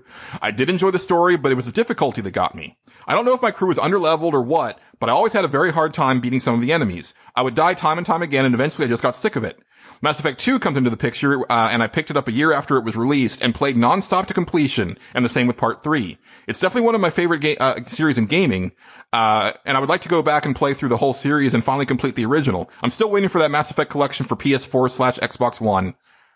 It's you and me both, my friend. I would say that if you're having trouble on Mass Effect 1 and you still have your save, pausing the game is your friend. Like that is the way that you play Mass Effect, which a lot of people don't, and that's what's that, Patrick? Why is pausing your friend? Because then that's where the tactical element of the combat comes into play, where you pause the game, you have, one person do an ability on this enemy, someone else do an ability on that enemy, and then you do something on someone else, unpause, then they unleash the chaos, and then you pew pew pew, and then pause again. Like, literally, Mass Effect 1 is a turn-based RPG for me. Mm-hmm. And that's why I love it so much. Like, it plays so well when you do it that way, but again, they didn't teach anybody how to play it that way. And so if you try to play it like a shooter, you're going to have a bad time because it's a shooter based on like D20 rules. So you can be shooting at somebody, but they're rolling dice in the background, determining on if you hit or not. And there's like a mental disconnect there where it's like, this guy should be dead, but he's still alive and I don't understand why. That can happen in Fallout also. But the later Mass Effect, the second one, I think they make that more obvious that you should stop more. Well, Mass Effect 2 is more like, no, just shoot, and then fire off your abilities. I mean, you can pause it, and I do pause it, but they designed it more to feel like a shooter. And, then you get to Mass Effect Andromeda where you can't pause even if you want to. So. I was always stopping, but I started it too. I just figured that was even more so. Like, they made it obvious that was a choice you could make. I think they do a better job of telling you that you can, for sure, like in the tutorial. Mm-hmm. But it's also like the shooting is better, so there's less of a reason to do it, but I still do it anyway because it feels better. Number 2 for Fire in the Hole is Darksiders. I'm not a huge fan of the Legend of Zelda series, and everything I heard about this game was that it was a more mature, themed version of those games. I played Darksiders for about 10 hours and then put it aside, thinking not too much of it. Giant Bomb really does have a huge influence on my game purchases and games I play, I realized, as well as this podcast. And once I started talking about it again, I jumped back in out of curiosity. I beat it the second go around and ended up buying the sequel, but have not played it yet. The God of War-like combat is one of the main reasons I enjoy it. That's what I have tried playing that game like 4 or 5 times, and it's not that I don't like it. It's just that for whatever reason I bounce off of it, and I want to finish it. Like, I think I own it for like... I really like that game. I think I own like 3 copies of it among like different systems and stuff like that. Yeah, I'm fine playing it for a short burst of time, but with you, like, I can't get through it all the way, Yeah. Well, and last time I also did the Patrick thing where I was like, I'm going to put this on super hard so I can get all the achievements in the first go. No, that's a bad idea. It's always a bad idea, and it just feels like you're in hell. Mm-hmm. Yeah. I was like, this is not for me. I don't know why I thought I could do this. I mean, I could. It's just, how much do I hate myself? Right. Right? Like, why didn't I give myself some time on normal for the first time through? If I like it, I could play it again. God. Yeah. I still can't believe I haven't played Darksiders 2. I have it. I have a whole bunch of, I really like the first one, and I know the second one's very different, and that's maybe why I haven't played it, is because I know... I mean, it's more Diablo-ish. It is. Yeah. And it's not that I don't like Diablo, like I said. It's just one of those things where I keep looking at it and going, yeah, but I'd rather have an actual Darksiders 2 that's more Darksiders, I guess. Yeah. Well, I do like that about that series, that like Darkstalkers 2 is very different thematically and game mechanics wise than the first one. And then Darksiders 3 is looking to be different from both of those games. You know, and I think that's really cool because you're using different characters. So they the game should feel different, right? Yeah. Like, and I think that's pretty neat. But we'll have to wait and see if Darksiders 3 is any good. I like what I've seen, but that was also a long time ago. Lastly, Fire in the Hole 3 says, Mega Man series. I posted late in the comments for PAK Watch on the last podcast regarding Mega Man 4, but that was the first Mega Man game that I played in the series, and it was so difficult that I gave up on it and never played another Mega Man game, except for Mega Man Legends, until the Mega Man Anniversary Collection came out for the PlayStation 2, which I then grew to appreciate the games more. I bought Mega Man 9 and 10 and beat both of those. Ooh, well done. And I would say the series is one of my favorite classic franchises. I also bought Mega Man Legacy Collection and will buy Mega Man Legacy Collection 2 eventually, and it would be nice if they released it on Vita. Oh yeah, that would be nice on Vita. That's funny to hear somebody that came at it with the opposite problem of, I really like Legends. I don't know what these original games are about, and then eventually liked those. I was playing the Legends or the collection on Vita through the PS4 link, and it wasn't that bad, but it still was just bad enough where sometimes you would jump up and it would jump you to the side and down diagonally because, like, even with like the emulation on PS4, it just for some reason skips a frame or two. I do like that there is like almost a universal consensus that people are like, nah, man, Mega Man 4 is hard. It is hard. Yeah, you do have to be precise about those first jumps in the Toadman stage too, for that reason. Yeah. So that makes more sense. Over at Twitter, we got a bunch of DMs. First one comes in from Red Venom at Zakelli7, who says, the only real game that I played and dropped fast to then later reconsider and enjoy was Monster Hunter Tri for the Wii. I never played the PS2 or PSP games from the series, but I was aware of them and really liked the setting. After finally getting through the initial hype and waiting for the game to come out for the Wii, I bought it. I came home all excited to play it and did so. And then disappointment. The graphics were good for a Wii game, but the weird camera, the weightiness of the combat, and all those menus really killed the mood. Played about 5 hours or so and then, and did the first missions, but then I dropped the game for the lack of enjoyment. After some months or a year, I decided to give it another shot. I did some research online for tips, and then played for 15 to 20 hours and the game just clicked. The combat was hard but fair, the hunting and gathering was enjoyable, and the world was alive. The whole problem, looking back at it, was me being accustomed to the hack and slash combat of other games, and here the combat was more elegant. Not only that, but after hearing about Dark Souls and how hard it is, finally getting to play it, I was like, this combat feels like Monster Hunter. And I felt like I had a huge advantage over others until I crossed the Capra Demon. And that's what I was saying in like last episode, is that, you know, I think that there's like some Japanese like games are definitely designed with like a certain weight behind their attacks that you don't get in other video games. And you have to kind of factor that in when you're figuring out what you want to do. And Monster Hunter is like, you know, one of the kings of that. And I can see why that, you know, kind of keeps people away from it. Yeah. Although he kind of hinted at something that's one of my favorite things to see now. And the thing is, you don't really get to see other people doing this in video games, but you do get to see it in like board games and tabletop stuff, is when like the mechanics and the fun aspect and the strategy of a game finally click for somebody, and you see like that sort of realization dawn on them, like on their face, and they're like, oh, I get it. Like that's cool. I love seeing that. Like that's fun. That's it. That's all I had. That was neat. Because he mentioned that moment, like hitting him, and I'm like, yeah, that's. I love watching that happen. Yeah, I get that a lot with like solving puzzles in video games. Where like something that I was stuck on for a while, and then it's like I'll be like away from the game or something, and it's like, bing! Wait, I need to go home and try that. Yep. And then sure enough, that's what it was. Yeah. That actually happened with the original Soul Reaver. I was peeing at work, and I was like, wait a minute. And then I went home that night after work, and I went back and I did what I was thinking of when I was peeing, and sure enough, that was what it was. Yeah. And after you have that realization, like the next several hours before you get home just drag on forever. I gotta try this. JD on Twitter at a myth known as JD says, the first two major he says there are two major ones for me. The first was Tales of Symphonia. Rented it and was meh on it. My brother was into it and ended up getting it for his birthday, so I decided to give it another shot and eventually fell in love with it and the series, which I think he's played like 18 times or something at this point. He loves his Tales games. Yes. Most importantly was Mass Effect. I got up to Liara on my first go, but I wasn't paying too much attention to the story and grew disinterested because of the sketchy combat. I sold it and didn't come back around on it until the footage of Mass Effect 2 came out. I decided to give it one more go, and it was history. I'm glad I gave it another shot. I am too, because I like talking about Mass Effect with JD. Let's see. Lastly is Pensive Bird at Arhexis. You're gonna love this one, Angelo.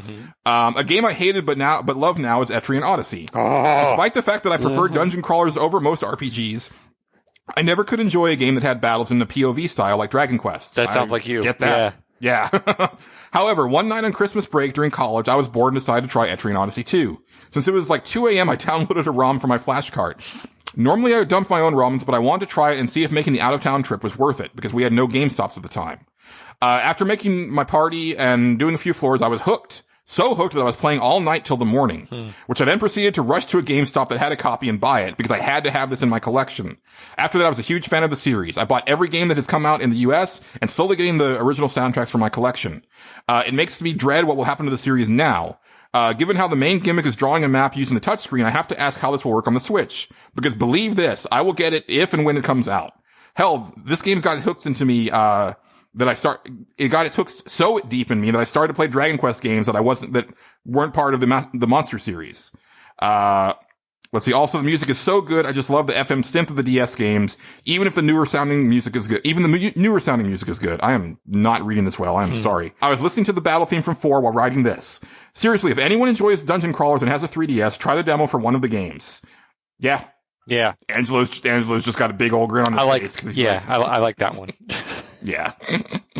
And I can totally understand why somebody would look at that and just go, nope, none of this sounds good at all. Because you really do have to try it.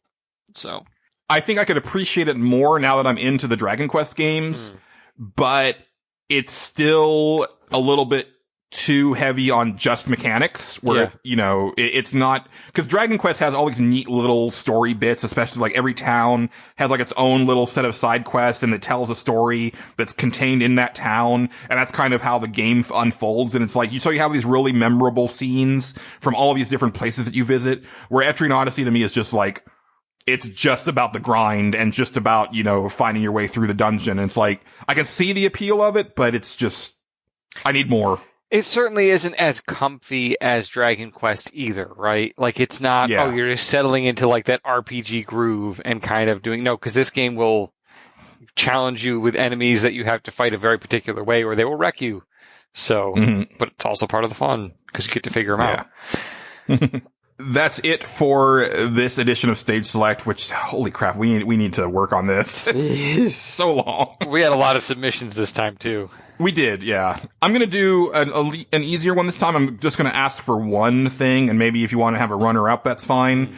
But I want to know what game that's never had a sequel, like literally never has had a sequel, do you wish they had a sequel to? And I'll give you, like, if you want to do like a runner-up or whatever, that's fine. We're gonna probably limit ourselves to one, and so that's like 3 for Patrick.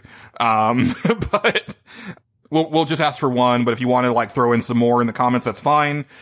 As always, you can go to the pixelbit.com and comment in the show thread for episode 131, or you can go to Twitter at NWPcast and either tweet at us or DM us. We are going to need those by 7:30 Central Time on April the 5th. That'll be our next recording date. And that's it for this edition of Stage Select. Thanks to everybody who submitted. And we'll go ahead and roll on into some Consumption Junction.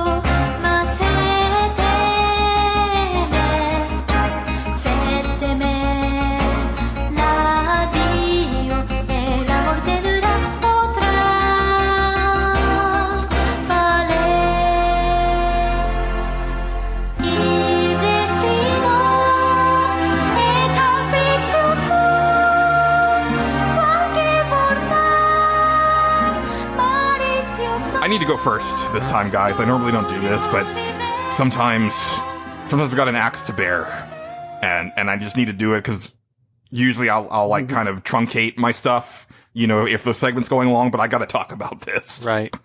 So,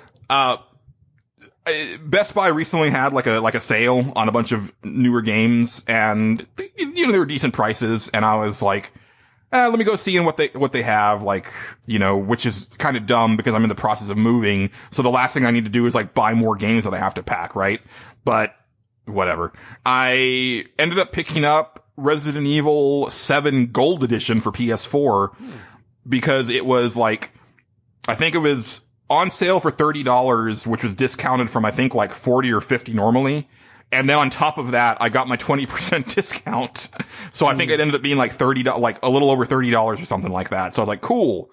Cause you know, this is a game I think I've said before that like I didn't like the look of it. And it wasn't because I was angry that they were like, that they changed the formula. I think that's actually cool.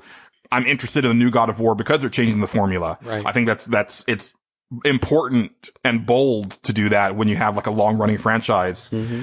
And I love Resident Evil, but I haven't really played one that I loved since 4. I skipped 5 and I played the demo of 6 and I was like, no, this is not a very good game at all. But 7 with the whole like being chased by people that don't die and they can kind of hunt you everywhere. I was like, this is not, I usually don't like that type of gameplay. And sure enough, that stuff is really annoying, but eventually like you realize that you can get away from this guy, right? So here's the thing. There's a point where a game can become too realistic. Oh? Call of Duty. No. No, I don't know. You'll see what I'm talking about. Yeah. There, you know, there's certain things where it's like we break the realism and we're just used to it, right? Because it would be silly to like do some of this stuff, like because it doesn't make it fun. Right. Right? I mean, like, yeah, Duke Nukem taking 50 bullets with his face and then eating a candy bar and everything's fine. Right? Right. Because video games. Or, well, I'll even simplify it for you. Resident Evil 1 or 2 or 3 or 4, where you need health and you just go to your inventory and you know, use a first aid spray and you come out and you're fine. Right? There's no animation for it. You don't need it. Right? You consumed a healing item. You're fine. Resident Evil 7 tries to be realistic to an obnoxious degree to the detriment of gameplay.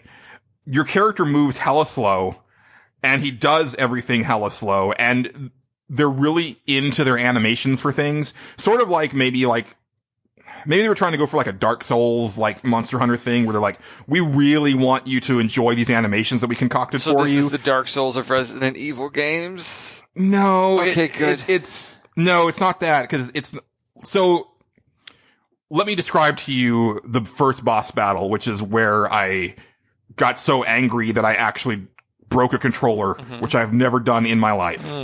You're fighting the father of the family, which you've probably seen in any of the footage, because he's like in the beginning of the game chasing you around and stuff, right? He's faster than you and he has a hell of a lot of range, and the way they love to have you fight him is in very small arenas where he can grab you really easily and attack you really easily because you move. He's obviously in his like late 60s, early 70s, but you move like a guy in his late 60s, early 70s, and he does not. It's really weird. So he can easily grab you, he can easily like swipe at you and attack you. So you're having to run around this tiny arena. And at this point I had a shotgun, so I, you know, shoot him in the face, but all the enemies in this game are hella bullet spongy. And I've only got 4 cartridges in the shotgun before I have to reload. And the reload animation is the slowest reload animation I've seen since the original Killzone. They really want you to appreciate the care that went into this reload animation. But while you're doing that, like, he's just getting, like, I mean, you can move while reloading, but even so, he's just getting pot shots on you. Which means you're gonna have to heal yourself. So the healing in this game is actually like it's like a healing chemical. It's like comes in a bottle. So when you heal yourself, you pull out the bottle, you pour it all over your left hand, and then he stares at his hand and looks at it before he puts his hand down. It is like a good 5 to 6 second animation that will get you killed just as fast as anything else. It is bonkers to me. And in this boss fight, you do enough damage to him, and then he like kneels down, and like in traditional Resident Evil fashion, like he opens up and there's like all this like flesh, right? And so you have to attack the flesh. So you do that once, and then he goes and grabs a chainsaw that was behind like he pulls aside this cage, pulls out, and he gets like a giant blade. There's also a chainsaw there. So you can pick up the chainsaw and use that on him, but it runs out of gas and you have to crank it. And that takes forever, right? The worst thing that happened, this is what made me finally spike my controller on the ground when I died like the 8th time, was you get him down like the 2nd or 3rd time and you have to do this like lunging move with the chainsaw. But right as he went down, it ran out of juice. And so I had to do the really slow cranking of the chainsaw animation. And by the time my character finished that, he was already back up like nothing had happened. Great. And I had enough. I just couldn't take it. That game does not feel good whatsoever. The shooting is very imprecise, and the enemies, again, take a ton of bullets, but they also like to do that little, like, move just to the left or just to the right, like they did in Resident Evil 4, where it's like they're not even trying to dodge, they just kind of sidestep really casually, which is so frustrating. It's like, I'd be much happier if they did some sort of, like, elaborate dodge, but they're like, nah, just, let me move. Yeah. You know, I don't care if this bullet is whizzing by my cheek. I hate this game. And I was thinking, as I started playing it, I was like, well, maybe this will be like a good one for stage select. Maybe I'm going to not like it at the beginning, but then really come around on it. No. Not yet. I don't know if I honestly don't know if I'm going to play it again. Wow. To be fair, I was having a really bad day that day anyway. I was already in a bad mood, but usually playing a video game when I'm in a bad mood gets me out of that bad mood. It doesn't exacerbate it, but this exacerbated it to the nth degree. Ugh. And the frustrating part is that it's got really cool stuff in it. You know, the first person perspective is interesting, and it's got like, you know, a lot of the nods to old Resident Evil, like, you know, finding different weird keys and solving puzzles and stuff like that, which I wasn't expecting. And that stuff is really cool, but everything about the way the game handles and animates and controls, like, really turned me off. So, well, I've got another friend who didn't play through the whole thing because he got too scared in VR. But it was too immersive. And maybe it'll scare me in VR. It didn't scare me at all, like playing it by myself. But I've come to the conclusion that I may have desensitized myself to horror, because like a lot of people have been talking about this new horror movie on Netflix called Veronica. Oh, it was terrible. Yeah, like they were saying, oh, people can't even finish it, blah blah blah. And I was like, I watched it, I was like, this is hella boring. Yeah. You know, and I love like demon related horror. That's the stuff that usually affects me. But I was like, this is by the numbers Ouija board stuff. Yeah. There's nothing being done here that hasn't been done better in a bunch of other movies. And I was just like, oh. I wasn't scared at all during that. Me either. Yeah, I think it must have been like an ad campaign or something, like where they put out like fake news where people were actually that scared, or that's what I'm thinking. Yeah. Yeah. Or like when they would do like for the Paranormal Activity movies where they would do the night cameras for the audience. And apparently that's fake too, because friend of the show, John Golson, was at some horror movie where they basically filmed that after the movie. Huh. And so he was on like the TV commercial as the only person like not doing anything. That's like funny. Everybody else is like jumping and screaming and make a thing, and he's just like standing there like, or sitting there like completely stoic. So that's fun. That's hilarious. Resident Evil 7 is not fun though. Not for you. Not for me. A lot of people seem to like it though. I know. It's weird. Like, I mean, you fight these like tar type monsters, and they come out of everywhere. And if you're not shooting them directly in the head, they'll take forever to go down. They'll take about like 4 or 5 bullets if you shoot them in the head, but that's if you can actually shoot them in the head 4 or 5 times in a row, which is nigh impossible because the aiming is so bad. So it's not for me. Yeah. And that's probably and this thing that sucks is that's probably the last game I'm going to play for a while, because when I move, I decide I'm not hooking up my TV and systems for a while, because I need to like make sure that I unpack everything, get everything put together, and also like I need to like read and get caught up on that. I'm doing Khan Academy stuff on my computer, and it'll give me a good excuse to not have distractions. So I'm just going to like leave everything unhooked for a while. So like that's the last thing that I played before I moved. Mm-hmm. That sucks. Well, it'll make you not want to play anything. Yeah, that's true. It makes it less tempting. Yeah. You got all those portable systems. Yeah, I'm definitely gonna finish Dragon Quest VI, cause I'm pretty close to the end.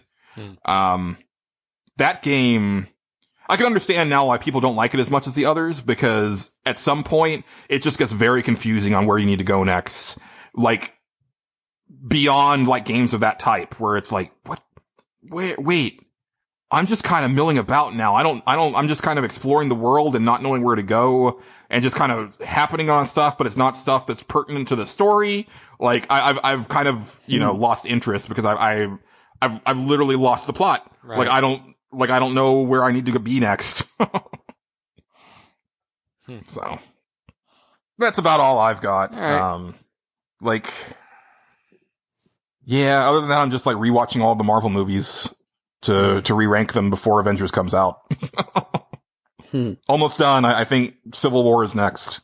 So I'm getting close. Black Panther #1 now? It is. Yeah. Yeah. Black Panther is #1, but a lot of the movies have changed. Like, there's movies that have gone way up the list and others that have gone way down the list. So it'll be interesting. I really want to watch Black Panther. It's been a while since I've wanted to watch a comic book movie. I saw one, but this is, first of all, it's a superhero that I'm not familiar with. And second of all, everybody's telling me, no, man, the storyline is real good. The arc is real good. The villain's real good. The villains, everything I've heard about it makes me want to watch it. And thankfully nothing's been ruined for me yet. Except just like general like things about who Black Panther is, right? But that's not important. I mean, it's important, but it's not important as far as my enjoyment of the film. Like, okay, he's this type of superhero and this is his thing. Great. I still want to watch this because I've never seen anything like this before, and that's kind of neat.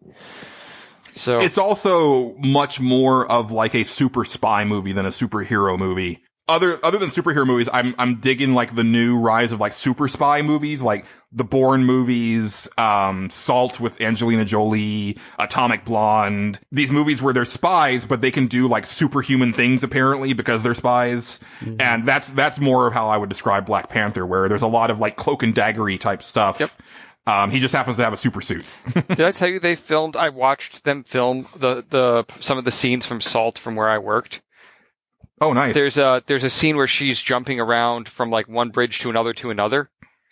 Uh-huh. And if you ever look at a map of Albany from the top down, there's a scene where there's like a dozen overpasses that all like crisscross each other. And that's where they filmed her jumping from one thing to another. But of course, it's a stunt person, right? She was never actually there. But it was cool to see that. So. Yeah. I've always wanted to be on a movie set. I'm jealous of Patrick because he got to be in what was it? I just saw it recently. Easy? No. The movie with Tom Hanks. Oh, Road to Perdition. Yeah, that one. Yeah. Yeah, and Widow's coming out soon. And you were in that one too? Yeah. Lucky devil. Yeah, I've even got a friend in the movie biz, and I'd never get the calls to be like an extra in movies and stuff like that. I thought you were an extra in one movie, like you and him were sitting in a food court or something. Yeah, there was that one, but that wasn't really a set so much as it was like, we just co-opted this one table at a Comic-Con. Oh. Gotcha. But it was fun, don't get me wrong. It reminds me of a subplot in the new season of Love, if you watched it yet, with Bear. He funny enough gets into the extra business because he feels so ashamed that he doesn't have a job finally, but you'll see what happens if you haven't watched it. It's just he's got a great arc this year. I actually haven't checked that show out yet. I need to. Because I did want to see it. Yeah. It looks up my alley. Mm-hmm. I got a couple things. Okay. Lay it on us. I played Borderlands 2. That's random. I know. It's not, though. First of all, it was on Steam sale, like the Game of the Year edition with like all the bonuses and extras and crap. Well, not all of them, but a good chunk of them. And also, two of my coworkers were like, we need to play this together. So I said, okay, let's do that. And there's a few problems with the scenario, right? So I'll get the bad stuff out of the way first, right? I have a real hard time playing multiplayer games, just because there's stuff going on around me, and it's real hard for me to tell people, oh, hold on, I'll come back. But it's co-op, right? It's not competitive. It's you know, it's you can kind of drop in and drop out and that sort of thing. So that's and if you're playing with coworkers, they're around your age, so they should understand, like, hey, you got kids and you got a wife, right? You know, like, you're not playing with like a 15-year-old who doesn't have those commitments. Sure. Yeah, there's that too. But that's one problem. But the other problem is both of these guys have played the game before, so they're doing that whole rip through things, and I'm just like, but this. Okay, I'll just follow you, right? Yeah. Yeah, they already know what weapons they want, and they know what's good, and I'm just like, well, I'll take whatever's left, I guess.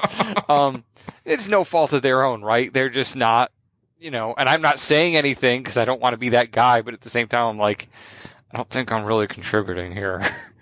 I really enjoyed playing the Siren in the first Borderlands, so I figured, well, I will try the Siren in the second Borderlands, and her powers are completely different. Right. Which I knew going in, but I just... What's changed? In the first one, you could, like, you phased in and out of reality to an extent. Like, you would phase into another reality, run past enemies, pretty much invisible, and you could get different perks that would do different types of damage. Like, you could electrocute them on the way by, poison them, that sort of thing. But then also when you popped out, you could get a perk that would just make you explode, essentially. So you'd like rip into into the fabric and like push everything away from you and do damage to it. And that was kind of sweet. Awesome. So this one, her ability is she can isolate an opponent and hang them in the air for a few seconds. And then everybody can like direct fire on them, or if you're trying to get away from them for whatever reason, you can stall them. It's effective, but it's not nearly as fun. And just looking through the trees, like the skill trees, which are more elaborate this time around, I didn't see anything that specifically looked that interesting to me, right? So I also tried there's another character I tried, because I didn't want to dupe. You can have two people playing like the same character, but I didn't really want to do that. Right. So I didn't try the sniper, and I didn't try the guy who drops the turret, because my coworkers were playing that. So I went with the Gunzerker? No, I did not go with the Gunzerker. That's third. That's my third one if I don't like this one. But there's another. It's the other female character, but she basically makes a kill robot. Oh, okay. I'm kind of enjoying this, so I can kind of hang out in the background, and then like when the mob appears, I basically throw a tank into the middle of it that shreds everything. And I look through the skill tree, and you basically get your bot to do all these crazy things. And I'm like, well, that's neat, but I also kind of want to be the one doing it. So we'll see how this one shakes out, if I enjoy it or not. But then I might be like, my third option is the Gunzerker, which is just charge in there, 2 guns, make things disappear. Yeah. The loot system is different. The upgrade system is different. I'm not sure if I like the changes. I don't want to get too far in it because I haven't played it a whole lot, but there's a whole system where you get this one thing called E, and that's how you get more slots in your inventory, and that's how you get another thing. Like, it's just this extra resource as opposed to it being a mission objective. Oh, hey, you beat this, and you get an expansion that lets you carry another primary weapon, or that lets you have more space in your backpack, right? Like, that doesn't happen anymore. And then there's locked chests, and I don't know if I like the drops as much. And it seems like, oh, hey, there's so many more guns in this. But boy, it seems like so many more of them are crap than were before. Seems like 75% of what I see is just absolute garbage. Right. I was feeling that at the end of the first game, too. There was just like, there's some variety, but then it just kind of stacks on top of each other. Or you get so many other guns that you just don't need, and you're like, I guess this is a lot of different non-choices that I have. Like, there's no reason for me to ever switch. Well, that makes more sense when you get to the end of the game, because you are pretty much at that point looking at, like, what is the most epically rare, crazy loot. Like, you've got all the common stuff. You're way beyond that. True. You're beyond uncommon. You're beyond rare. You're looking for, like, pearlescent and super rare stuff. Yeah. So that's why it's harder to find guns in the end game, and that makes a little more sense, but I don't know. You know what I'm finding, because, I wasn't really that exposed to the whole loot thing. I mean, 2 Human was one of my first games with that type of system. But now that I've got a few under my belt, like I'm noticing that loot is a very difficult thing to do well. Cause, you know, playing, the little bit that I played of Assassin's Creed Origins, and there was one other game recently, like that tried to throw loot into it, but there's no rhyme or reason to it. Like, oh, I'm sorry. It was Shadow of War. That was the other one, you know, where they made this big to do about the loot system, but it's like, you know, in Shadow of War specifically, like I would pick up this like, you know, purple sword, and, you know, purple's supposed to be like awesome, right? Like that's one of the super rare things. But then like 5 or 10 minutes later, I would find a common sword that was even better. And it's like, that should never happen. Right. You know, like at that point, the rarity means nothing. And Assassin's Creed Origins does that a little bit too. And it's like, you know, there should be like, you know, the way it should work, and I think Diablo 3 does this perfectly, is like, you know, you get your trash, you get your decent stuff, you know, you might get, you know, but it's not like you're constantly swapping out all of your armor. You know, you'll play for a couple hours and you might get like a couple pieces of gear that are better than what you have. But then, you know, you'll fight a boss or something, or you'll open a chest and it's like, then you get like the really awesome thing. And it's like, this is significantly better than what I have. And sure enough, like, you're not going to need to replace that slot for hours, you know, and there's something, it makes it special, right? And it's hard, especially with procedurally generated loot, to make it feel special, you know, and it's a very difficult tightrope to cross. Yeah, and I think you're kind of hitting it with just this game in general doesn't feel special. Like, the art style is definitely unique, but I already played the first one, so I've seen this before. Yes, it's better looking, but it's still the same style, right? Even if it's on PC, Mac settings, big deal. It's just a better looking version of this. So I'm not going to say that that's like a point against it, but it's already something I've seen before. The writing is the same sort of hit or miss humor that was in the first Borderlands. Like, it's not great. It lands occasionally. It also fails abysmally sometimes, and sometimes it's just mediocre. Like, the writing, I don't want to say it's all over the place, but it's not consistently good. Like, I could definitely say that. Even the first one, like, I remember there were a few jokes that I thought were genuinely funny, especially in the zombie one. The announcements over the PA were great. I remember that. But I don't remember anything in the main game specifically sticking out and being like, oh, that was real funny. And it's been the same thing here. Like, there's been a couple jokes that made me smile, but nothing that stuck with me. You know, it's mostly just, okay, yeah, that's humor. And I've heard a lot of it before. Like, a lot of it just, a lot of it is somebody said, oh yeah, and I didn't even take this for like as seriously. But the writer, I forget his name now, would just spend a lot of time on the internet and just wrote meme humor into the game. And he really did. And it's not that good. It's okay, right? Everything in this game is good, but nothing in it is great. And it's not bad either. It's just going to be, it feels like it's going to be a mediocre cruise control loot game for me, which I will probably still play to completion, but I don't see myself revisiting it much. So that's good. No that's end game. Right. I had a lot of fun playing the first Borderlands with 2 of my cousins and one of my cousin's friends. I might have told this story on the show before, but we had like maybe 2 or 3 nights that were a lot of fun just playing the 4 of us. But then at some point, one of my cousins and his friend just went on ahead of me and my other cousin. And then it was like, well, you know, we're hopelessly behind now. Shrug, you know, and so we just stopped playing, and it was like, I like a lot of that game, and if Borderlands 3 ever comes out, I know they're supposed to be working on it, but they haven't shown anything on it.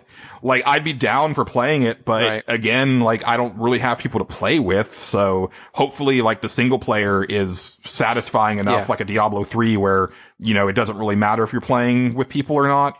Cause Borderlands 1 is not fun alone. It just isn't. It's okay alone. It's not. I didn't find it unfun. I just played it and was just like, this would be better with other people, but it's okay. Yeah. Like that kind of thing. That was another thing too, and I didn't mention that. Well, I sort of indirectly mentioned it. Last time I played this with my other friends, we were discovering the game together.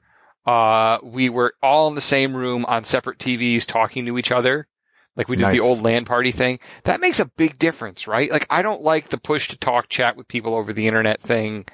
If you're all in the same room, I feel like you're all having a good time. Everybody's talking to each other. I feel like my wife or my kids could come in the room and have conversations with me and it wouldn't feel like it was, I don't want to say it wouldn't feel like it's an interruption, but people would just be like, okay, I can see what's going on here. That's fine, right? Yeah. Versus, why isn't he responding? Why hasn't he said anything for a minute? Oh, hey, yeah, sorry, I was just having a conversation with so-and-so. Mm-hmm.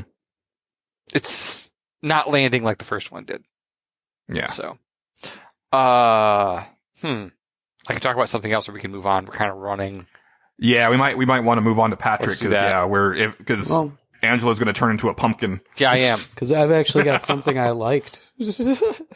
Okay. You like things. Yeah. I guess me and Angelo were just talked about things we didn't like or didn't love. So that's what you remember more. I mean, people remember, statistically speaking, bad memories 90% more often than good ones.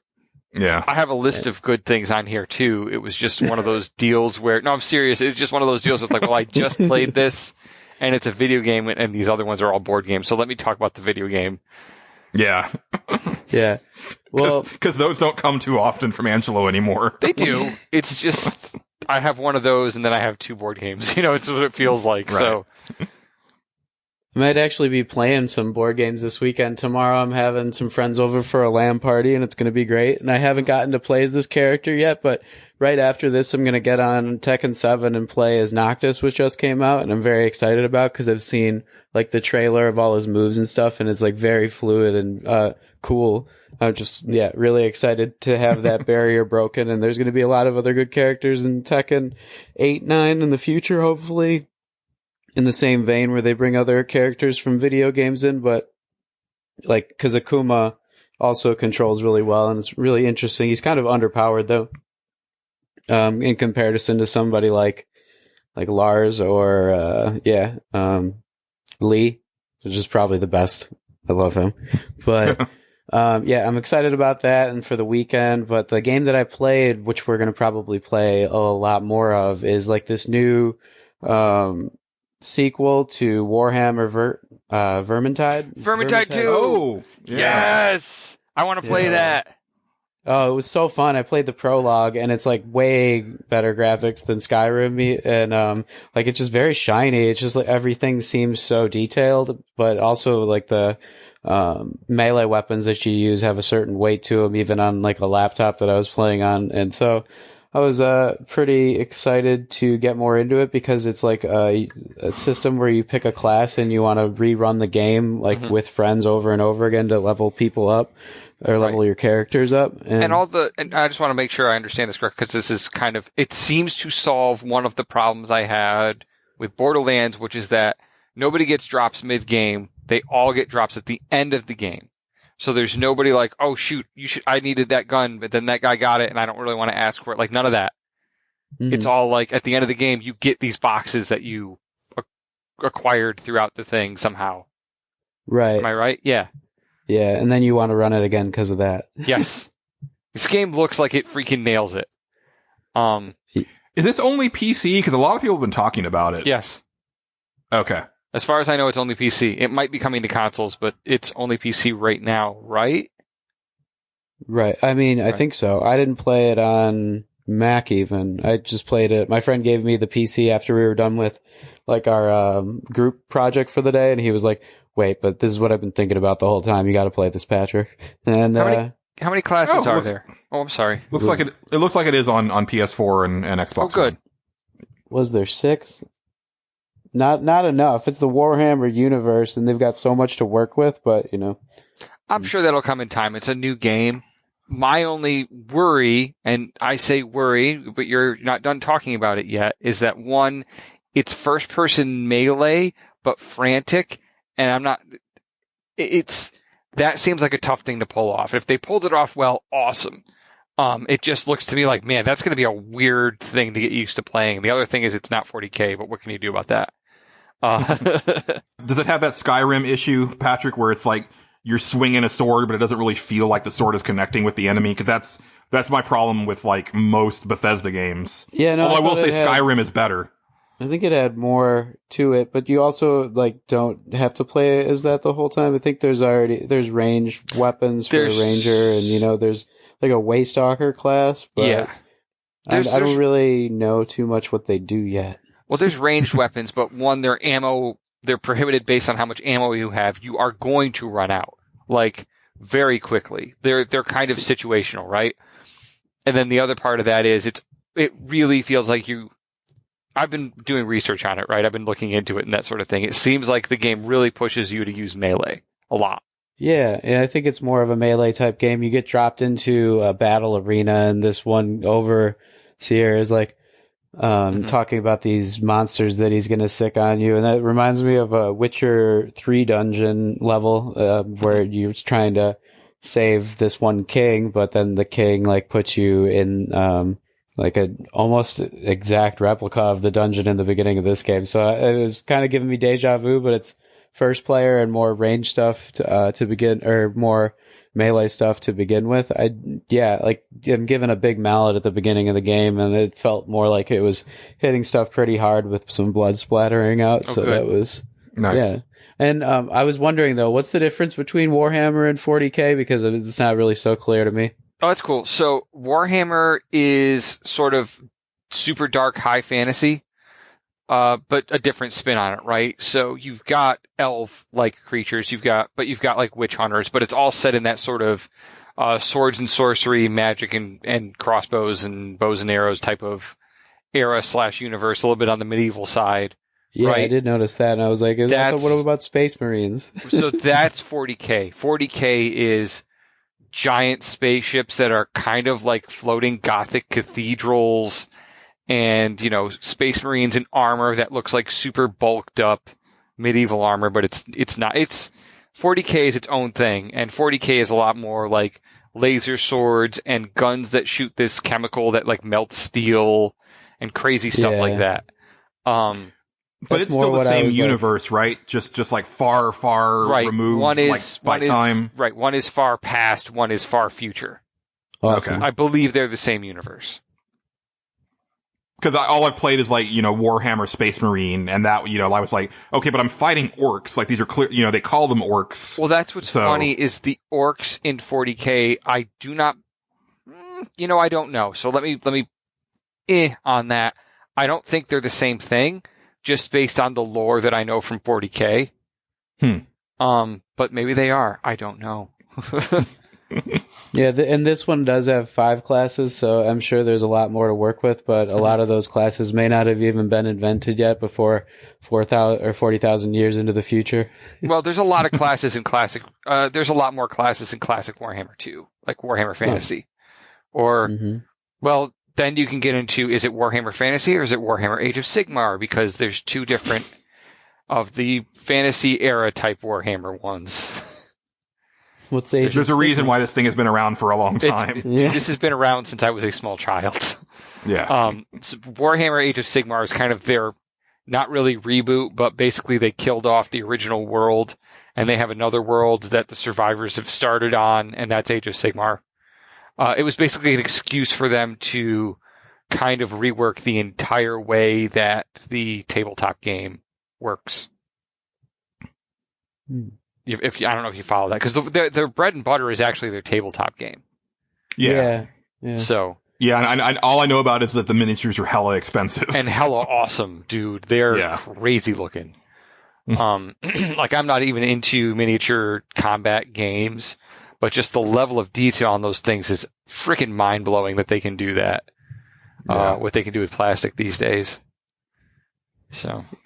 Well, this game is going to get better with time, I think, because every single run through you do, it even encourages you to just hop in with new people to learn your powers and abilities and stuff. You'll get more to do every single time you hop in, and so as you have more powers, abilities, and all the weapons and things like that, I think it'll open up the game even more, and that might happen this weekend. And I wouldn't surprise if they dropped more classes into the game, either through, hey, you can buy this as DLC, or, hey, thanks for buying the game, you get a couple free characters. because like there's like is there an Ironbreaker class? Is there a Berserker class?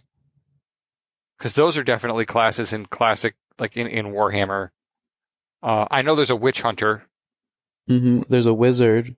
And what kind of wizard? Is it a gray wizard or a? See, there's a whole bunch of different things. Battle wizard. Okay, yeah, that's a thing. So there's a whole bunch of different classes you could get into that they haven't gotten into yet. There's tons of them. So they could keep this going for a while, is what you're saying. Yeah, if they wanted to. Like, it looks like more so than the first Vermintide, this one really caught fire.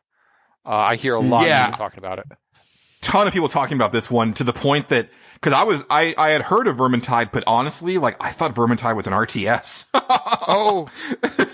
I knew nothing about it, so they hit something with this one, and it sounds like it seems like it's being a good Twitch streaming game, and also just like a lot of different types of players are getting into it, so it sounds like they may have a platform here where they can, keep this going and not have to do a Vermintide 3 for years if they don't want to. I've heard it described as fantasy Left 4 Dead with just like really, really gorgeous graphics.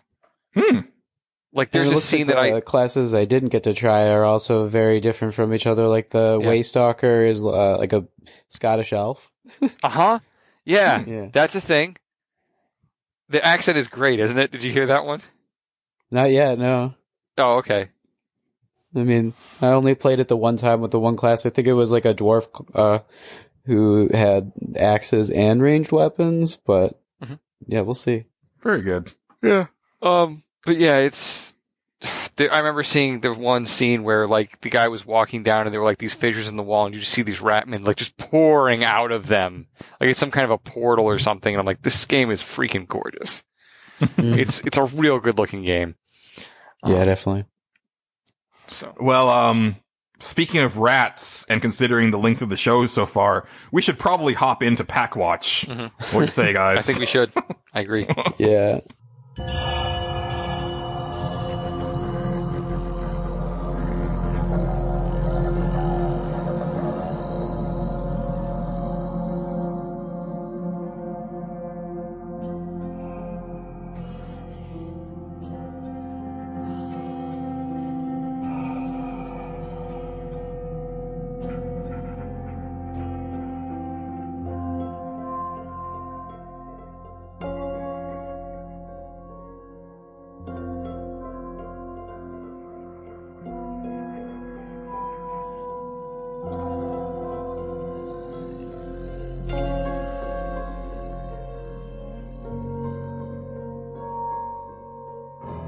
Please. Dishonored has a lot of rats and sewers. It does. It does. And we are talking about Dishonored in this week's PAK WATCH.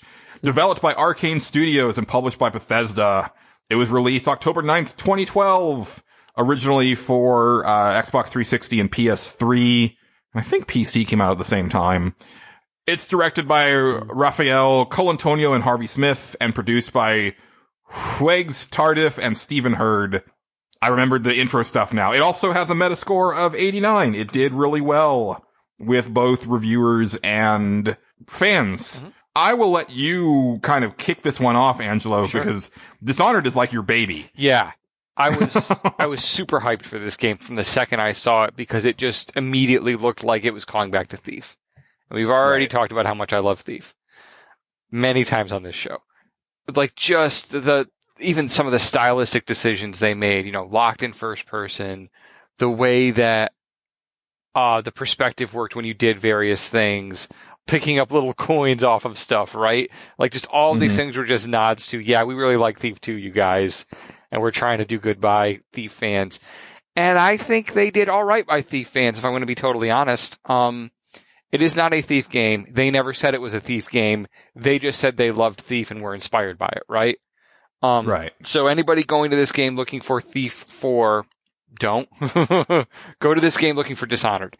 Dishonored is its own thing, and Dishonored has actually, in a lot of ways, getting back to what we were talking earlier about Too Human, it does give you it gives you a lot of that choice, and a lot of that choice is how are you going to deal with your enemies?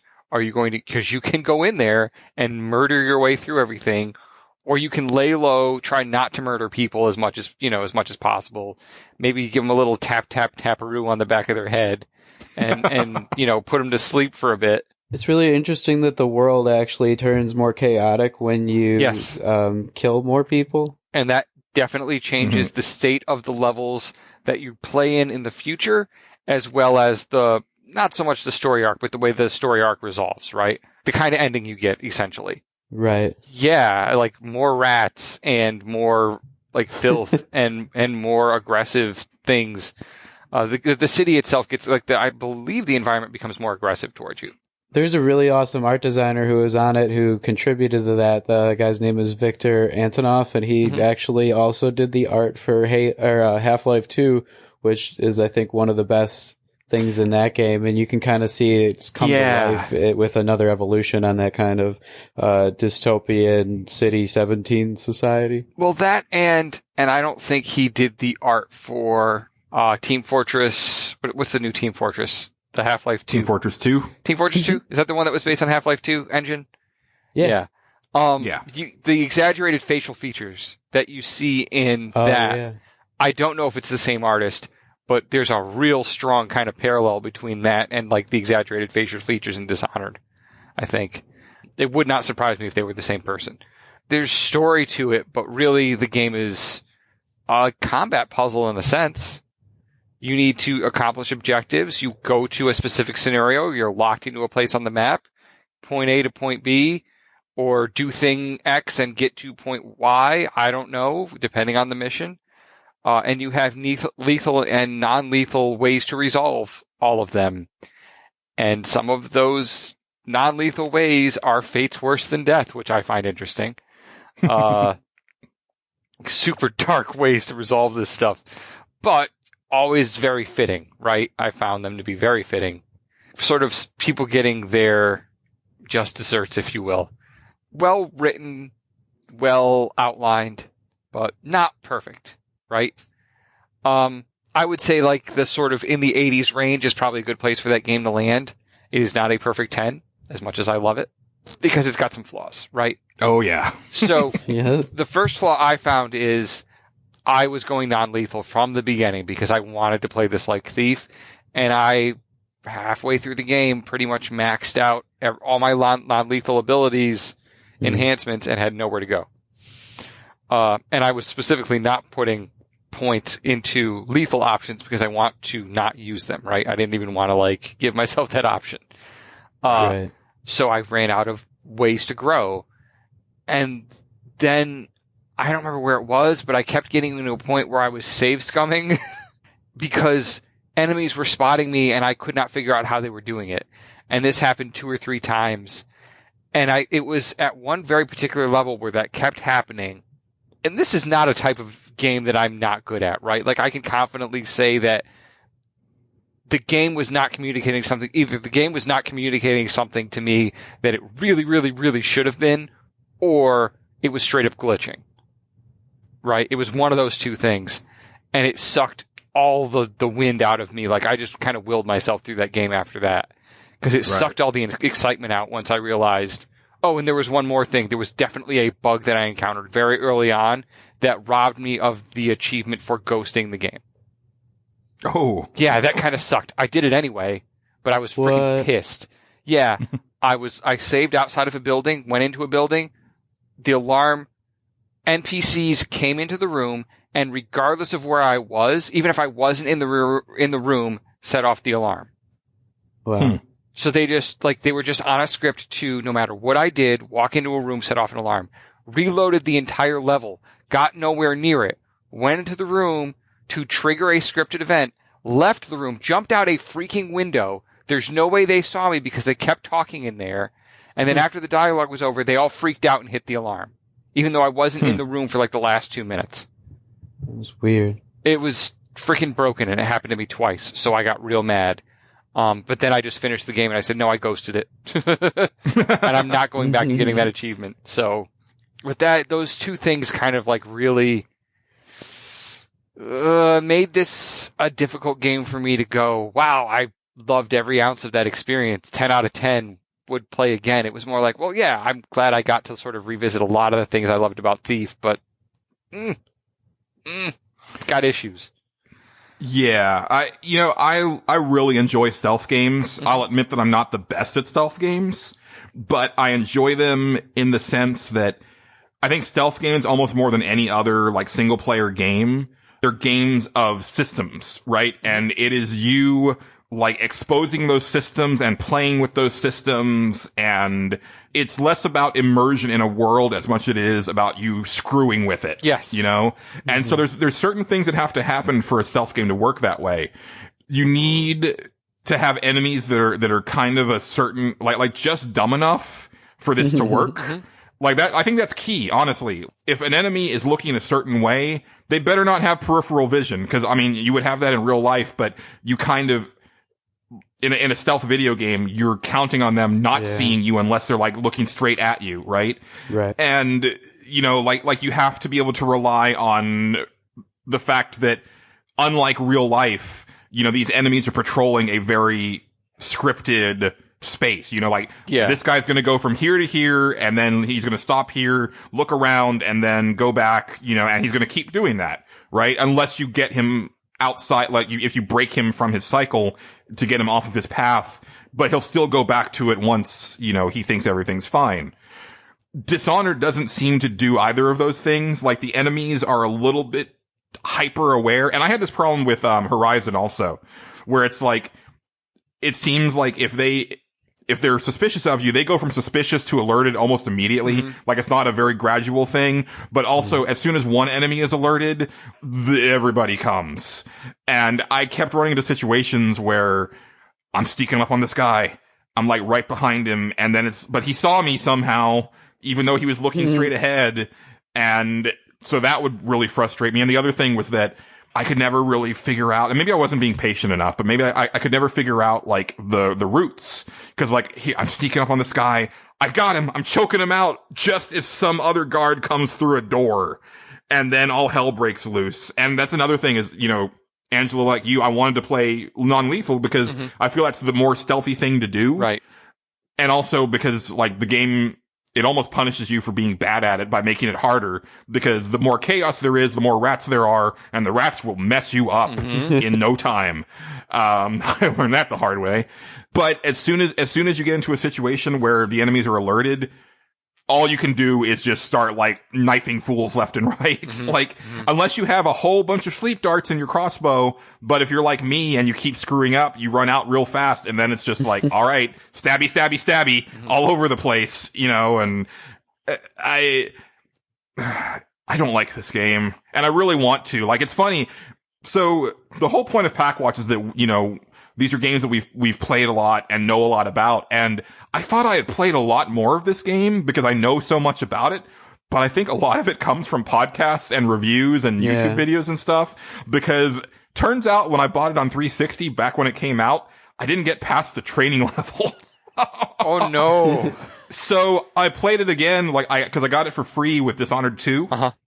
So I went ahead and downloaded that from my PS4 last week, and I got a lot further in the game. And I will say there's a lot of stuff in there that's really cool. I think the heart is one of the neatest items that I've ever seen in a video game. Yeah. You know, cause the way that you can like put it on on a person, you get to know like some of their secrets and stuff is really cool. Also the way it helps you find items. But then there's things that like I just think are weird. Like, why is the whole like, you know, his like detective vision type thing, you have to equip that as a power instead of it just being like a button press away. So it's like you have to choose, do I want to see or do I want to do a cool move? And, you know, that kind of just like rubbed me the wrong way. But really, and I don't want to monopolize the conversation, but the thing that really hurt this game for me, and it's not the game's fault, both Dishonored 1 and Dishonored 2 came out in the same years that Deus Ex came out. Yeah. So Dishonored 1 came out after I played Deus Ex, Human Revolution. Dishonored 2 came out after I played Dishonored, Mankind Divided. And I think Dishonored does the stealth a lot better for me, but part of that is because when you go into stealth mode, you're in third person. And so you can see a little bit more of your environment and you kind of get a better idea of where things are. I'm not saying that Dishonored is not as good a game because it doesn't do that, because it's doing something different, obviously. Yeah. It's just, I love the way Deus Ex handles it. And so in both situations, it's like I was fresh off of Deus Ex's brand of stealth. And so for me, it damaged both of those Dishonored games. Yeah, I mean, Dishonored is going for something different. Like you said, it's going for, so part of the thrill of these stealth games is that it's very difficult to get perfect information, right? You don't know where every single person is at every single moment in time. And if you limit the player to first person, then you are also further limiting that perfect information. Maybe this guy deviated from the patrol pattern you thought he had, and he's actually making a left-hand turn now instead of a right-hand turn, so when you turn around, you won't know where he is anymore. And, now he's behind you, great, that sucks. It's easier if you could use the camera to your advantage. Right. Dishonored does mitigate that somewhat by letting you see through walls. Thief did not.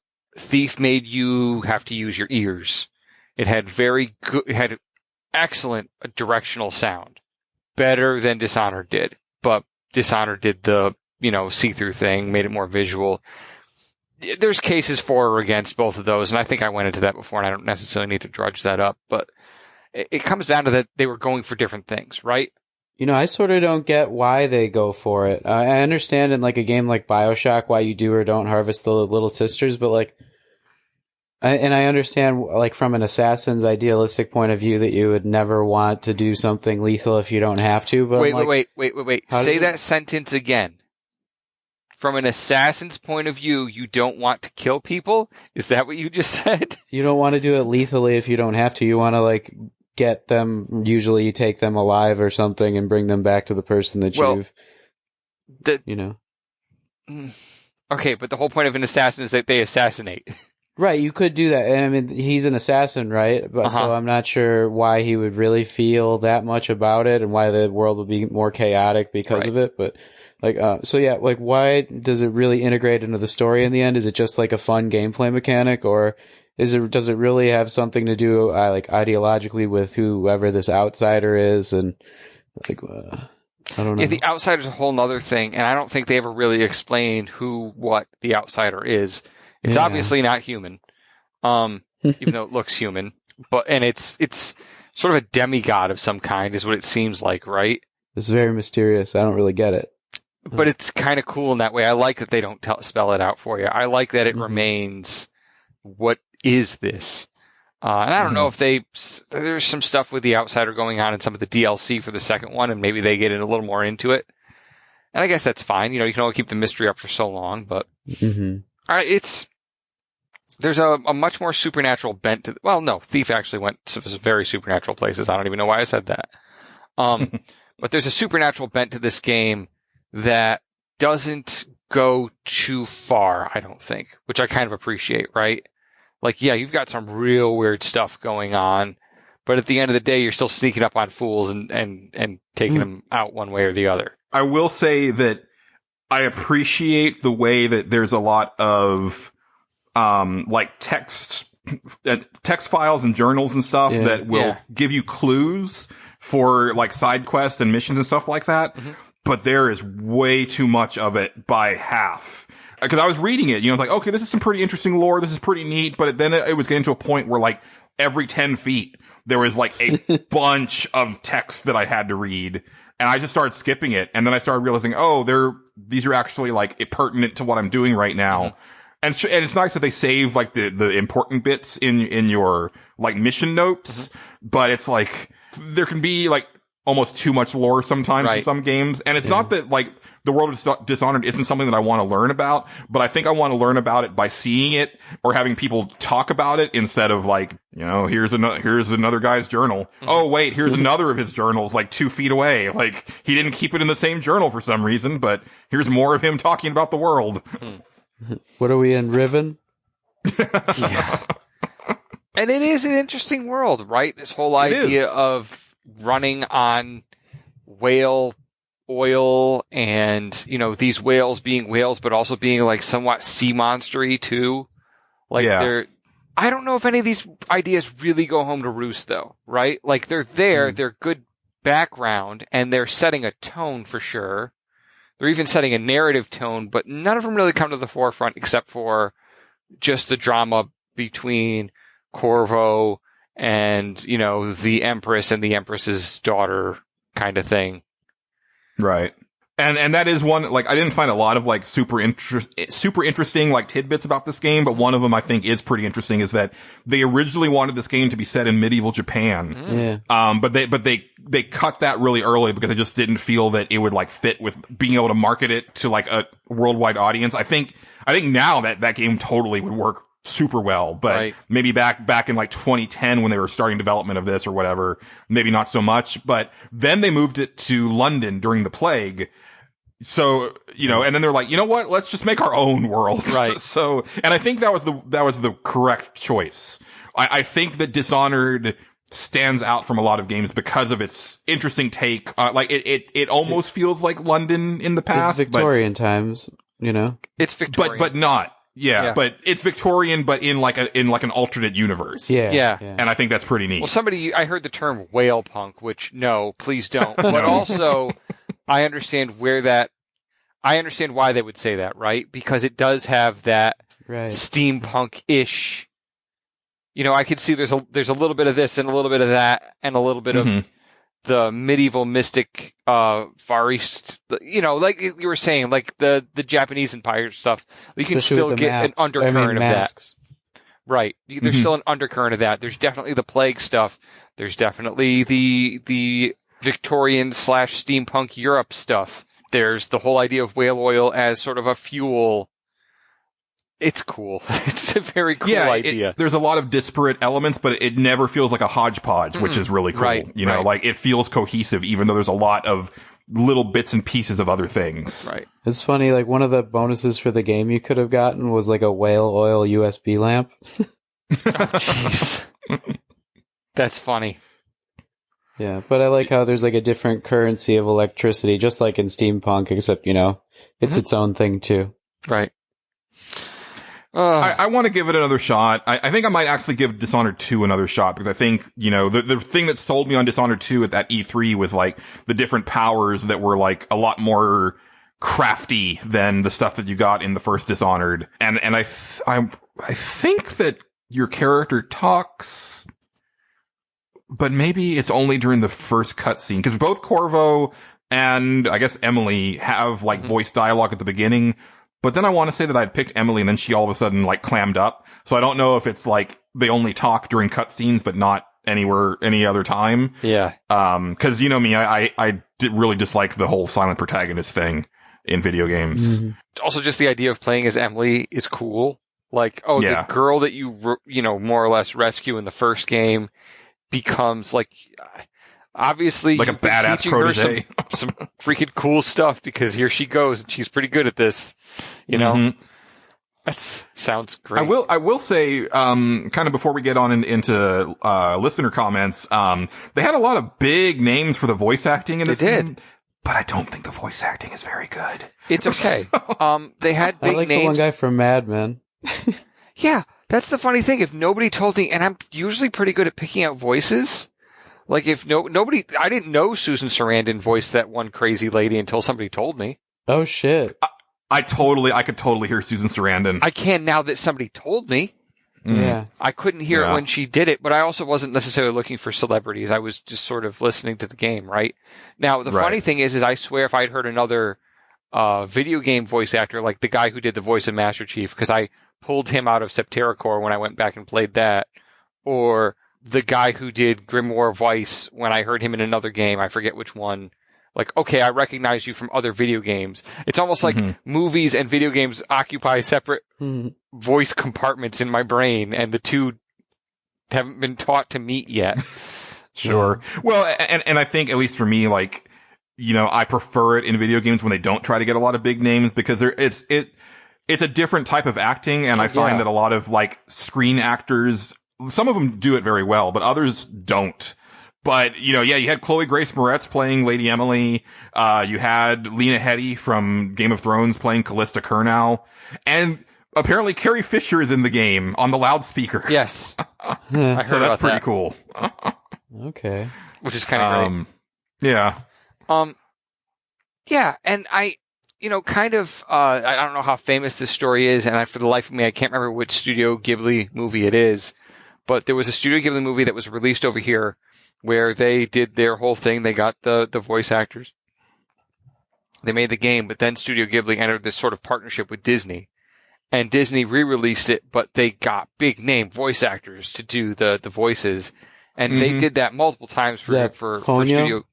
No, it wasn't Ponyo. Oh, they did it for a bunch of them. They did it for Castle in the Sky. They did it for Princess Mononoke. It wasn't right, but a lot of times, like, that was their first release, and their first release over here, maybe I'm wrong, over here was with the Hollywood voices, but there was one that was released prior and then re-released under Disney, and everybody said the voice acting was significantly worse on the re-release, because rather than going with established voice actors, they went with established film actors.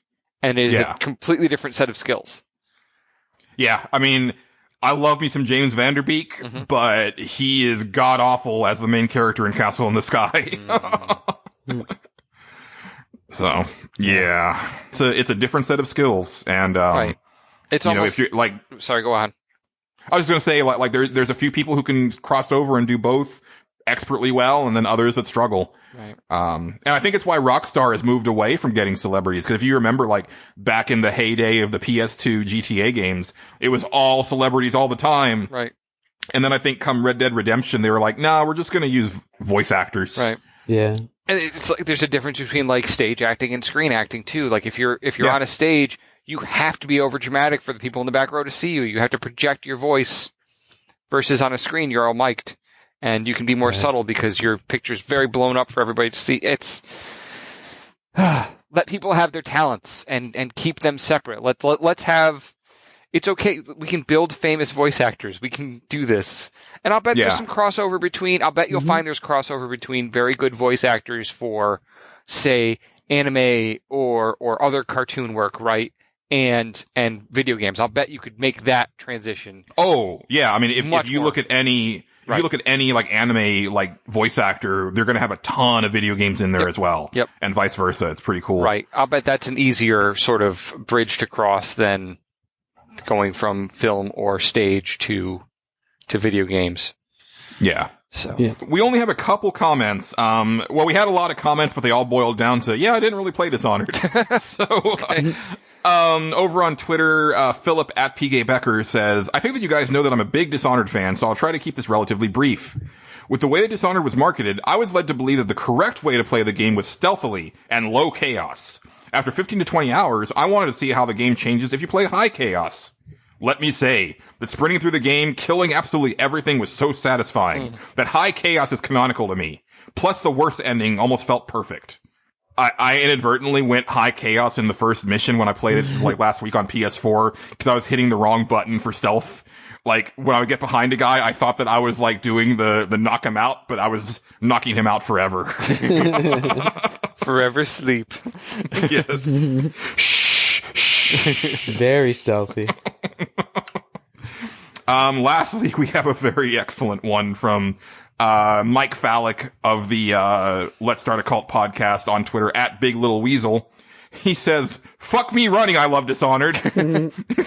It's the only triple game I've ever replayed. This kind of applies to both Stage Select and PAK Watch, but I hated stealth games. I actually think I still do. The appeal of how quiet I could play a game is about as appealing as asking me how long I can wear sneakers without socks. I guess it's a challenge, but who cares? But I love the look specifically of the powers in this game. I thought, if I'm gonna love any stealth game, it's this one, and goddamn I do. I played the first playthrough fairly haphazardly, wanting to see all the powers. But in my other playthroughs, I think Dishonored is the best example of true freedom in the role-playing elements of having powers. I also believe this game best portrays how it would feel to be a magic user or witch assassin. I'm texting so hard right now that my coffee is blooping like the water in the T-Rex scene in Jurassic Park, because I love this game that much. In my second playthrough, I decided to be what I called a bringer of ghost towns, focusing all my points on turning enemies to ash. Next, I was a sniper and so on. Before my 360 broke, let's see, my last play was all about speed level runs. I put all my energy into slowing time and my blink distance. I beat the last level by ignoring all enemies and simply blinking as far as I could, killing only who was in my way, taking a magic potion and trucking on, as the only objective in the last level is to rescue the girl. He says, spoiler, who cares? The whole game plot is, to go to a place, not slamming on the plot. And there are great moments you hear, sneak. Let's see. And there are great moments you hear sneaking on in, but the plot is not really in the gameplay. It's the way it is with the action games. Right. Mike is just stream of consciousness at this point. Yeah. He says, I genuinely love this game, but I don't really have a need to play Dishonored 2. Just like Contra, I can keep replaying Dishonored until I feel like a super master. And I feel like that's how you felt, Angelo, is you had actually said that, like, you know, when Dishonored 2 came out, you were like, no, I'm still good. Like, Dishonored would, like, hit that sweet spot for me, and I don't need another one of these for a while. And part of it was a little bit of that deflation that I talked about too, right? Like, I'm just not. I want to get Dishonored 2, and I'm starting to warm up to picking that game up. I really am. But I don't know. Like, it takes a lot out of you just being stealthy the whole time instead of. And that was the thing. I almost think I should have just ripped through the game the first time and then stealthed it. Like, I did a Blink playthrough, and it was fun. I like doing Blink stuff. Like, we even just talked, we were both Sirens in the first Borderlands, but I definitely Patricked that game, and pretty early too, because not only that, but like, it's got graphics that don't hold up as well on the first version, and now there's a second version, so like, when that comes out, then you're like, I just gotta get to Dishonored 2 and play through it that way, and then by that time, there's so much time that has passed. There's other games that are out that have done it more, done it better, or a sequel, like in this case, and so much DLC that it just kind of, there's a lot in this world. I think that Dishonored 2 is going to be the one that I play, but I need to give myself a couple years removed from the last Deus Ex game so that, like, I don't have that in my head while I'm trying to play another first-person stealth game. And I think I'll be good. Cause I did like what I played of Dishonored 2, but again, I was like, but I just played Deus Ex and I like it better, so. Cause I can ghost through Deus Ex like that. I'm very good at the Deus Ex games. I'm crap at the Dishonored games. Any closing comments before we wrap up this edition of PAK Watch, guys? I'm good. I like Dishonored. Play it. Yeah, just that, like, it even has like a crazy tarot deck game that like is mostly fan based in terms of like the lore that they created over like the cards, and it was just like another throw in with like pre-orders, but it's just funny that there's such a weird world that's, I don't even know why it's in there. Maybe I have to play it more, but people are into it. I always find it interesting to see what fans glom onto, and then they'll, like, you know, go and run with it and stuff like that. Yeah, it's pretty neat. And if you do want to play it, as Angelo urged, the cool thing is that this isn't like one of the previous couple PAK Watch games where, you know, they're old and kind of expensive. It's in that sweet spot where it's last gen, and last gen is really cheap right now. So, like, you can get it on the PS3 or Xbox 360 for about $15. You can find it on PC for $10 on Steam right now, but I've always, like, I see this one on sale on Steam for like, $5 and less, like a lot. Like, you can usually pick this game up for a couple bucks on a Steam sale. And you can also get it on the PS4 and the Xbox One, and those are going to run you about $15 to $30 depending on if you want to pick it up used or new. It's definitely worth playing. It's just not my type of game, but, you know, not everything has to be. Yeah, and you might even have gotten it free on PS Plus 1 month, and just check that out on your old PS3 download list. Yeah, well, I haven't even messed with my PS3 for PS Plus in ages. So, you know, but like I said, I got it free with Dishonored 2, so. Right. It means it is time to crack open the Mega Buster of Destiny, guys. Mega Buster. And swirl around in here to find the next PAK Watch game. This is my favorite part of the show now. This is like you charging up before you're going to shoot. Except, maybe that's the sound effect that I should do instead of the Mario stage select. No. Angela will never listen to an episode again. I do not like that sound. Next episode on Nerds Without Pants. I swear that I'm actually randomly picking these, and it's not because of like what we're talking about on the show. Next episode on Nerds Without Pants, we will be discussing Metal Gear Solid 2 in the PAK Watch. So look forward to that, everybody. Again, for the stage select, I want to know what game that's never received a sequel should receive a sequel in your eyes. Listeners, if you want to throw in a couple other ones, you can. We're going to try to keep it a little tighter next episode. And again, we'll go over Metal Gear Solid 2 in the PAK Watch. So submit those comments and, what have yous either over at pixelbit.com in the show thread for episode 131 or on Twitter at NWPcast. And again, we're going to want those by 7:30 Central Time on April the 5th. So that is going to do it for this episode of NWP. Thanks as always for listening. For myself, Patrick, and Angelo, keep it pantsless, Internet. Goodbye.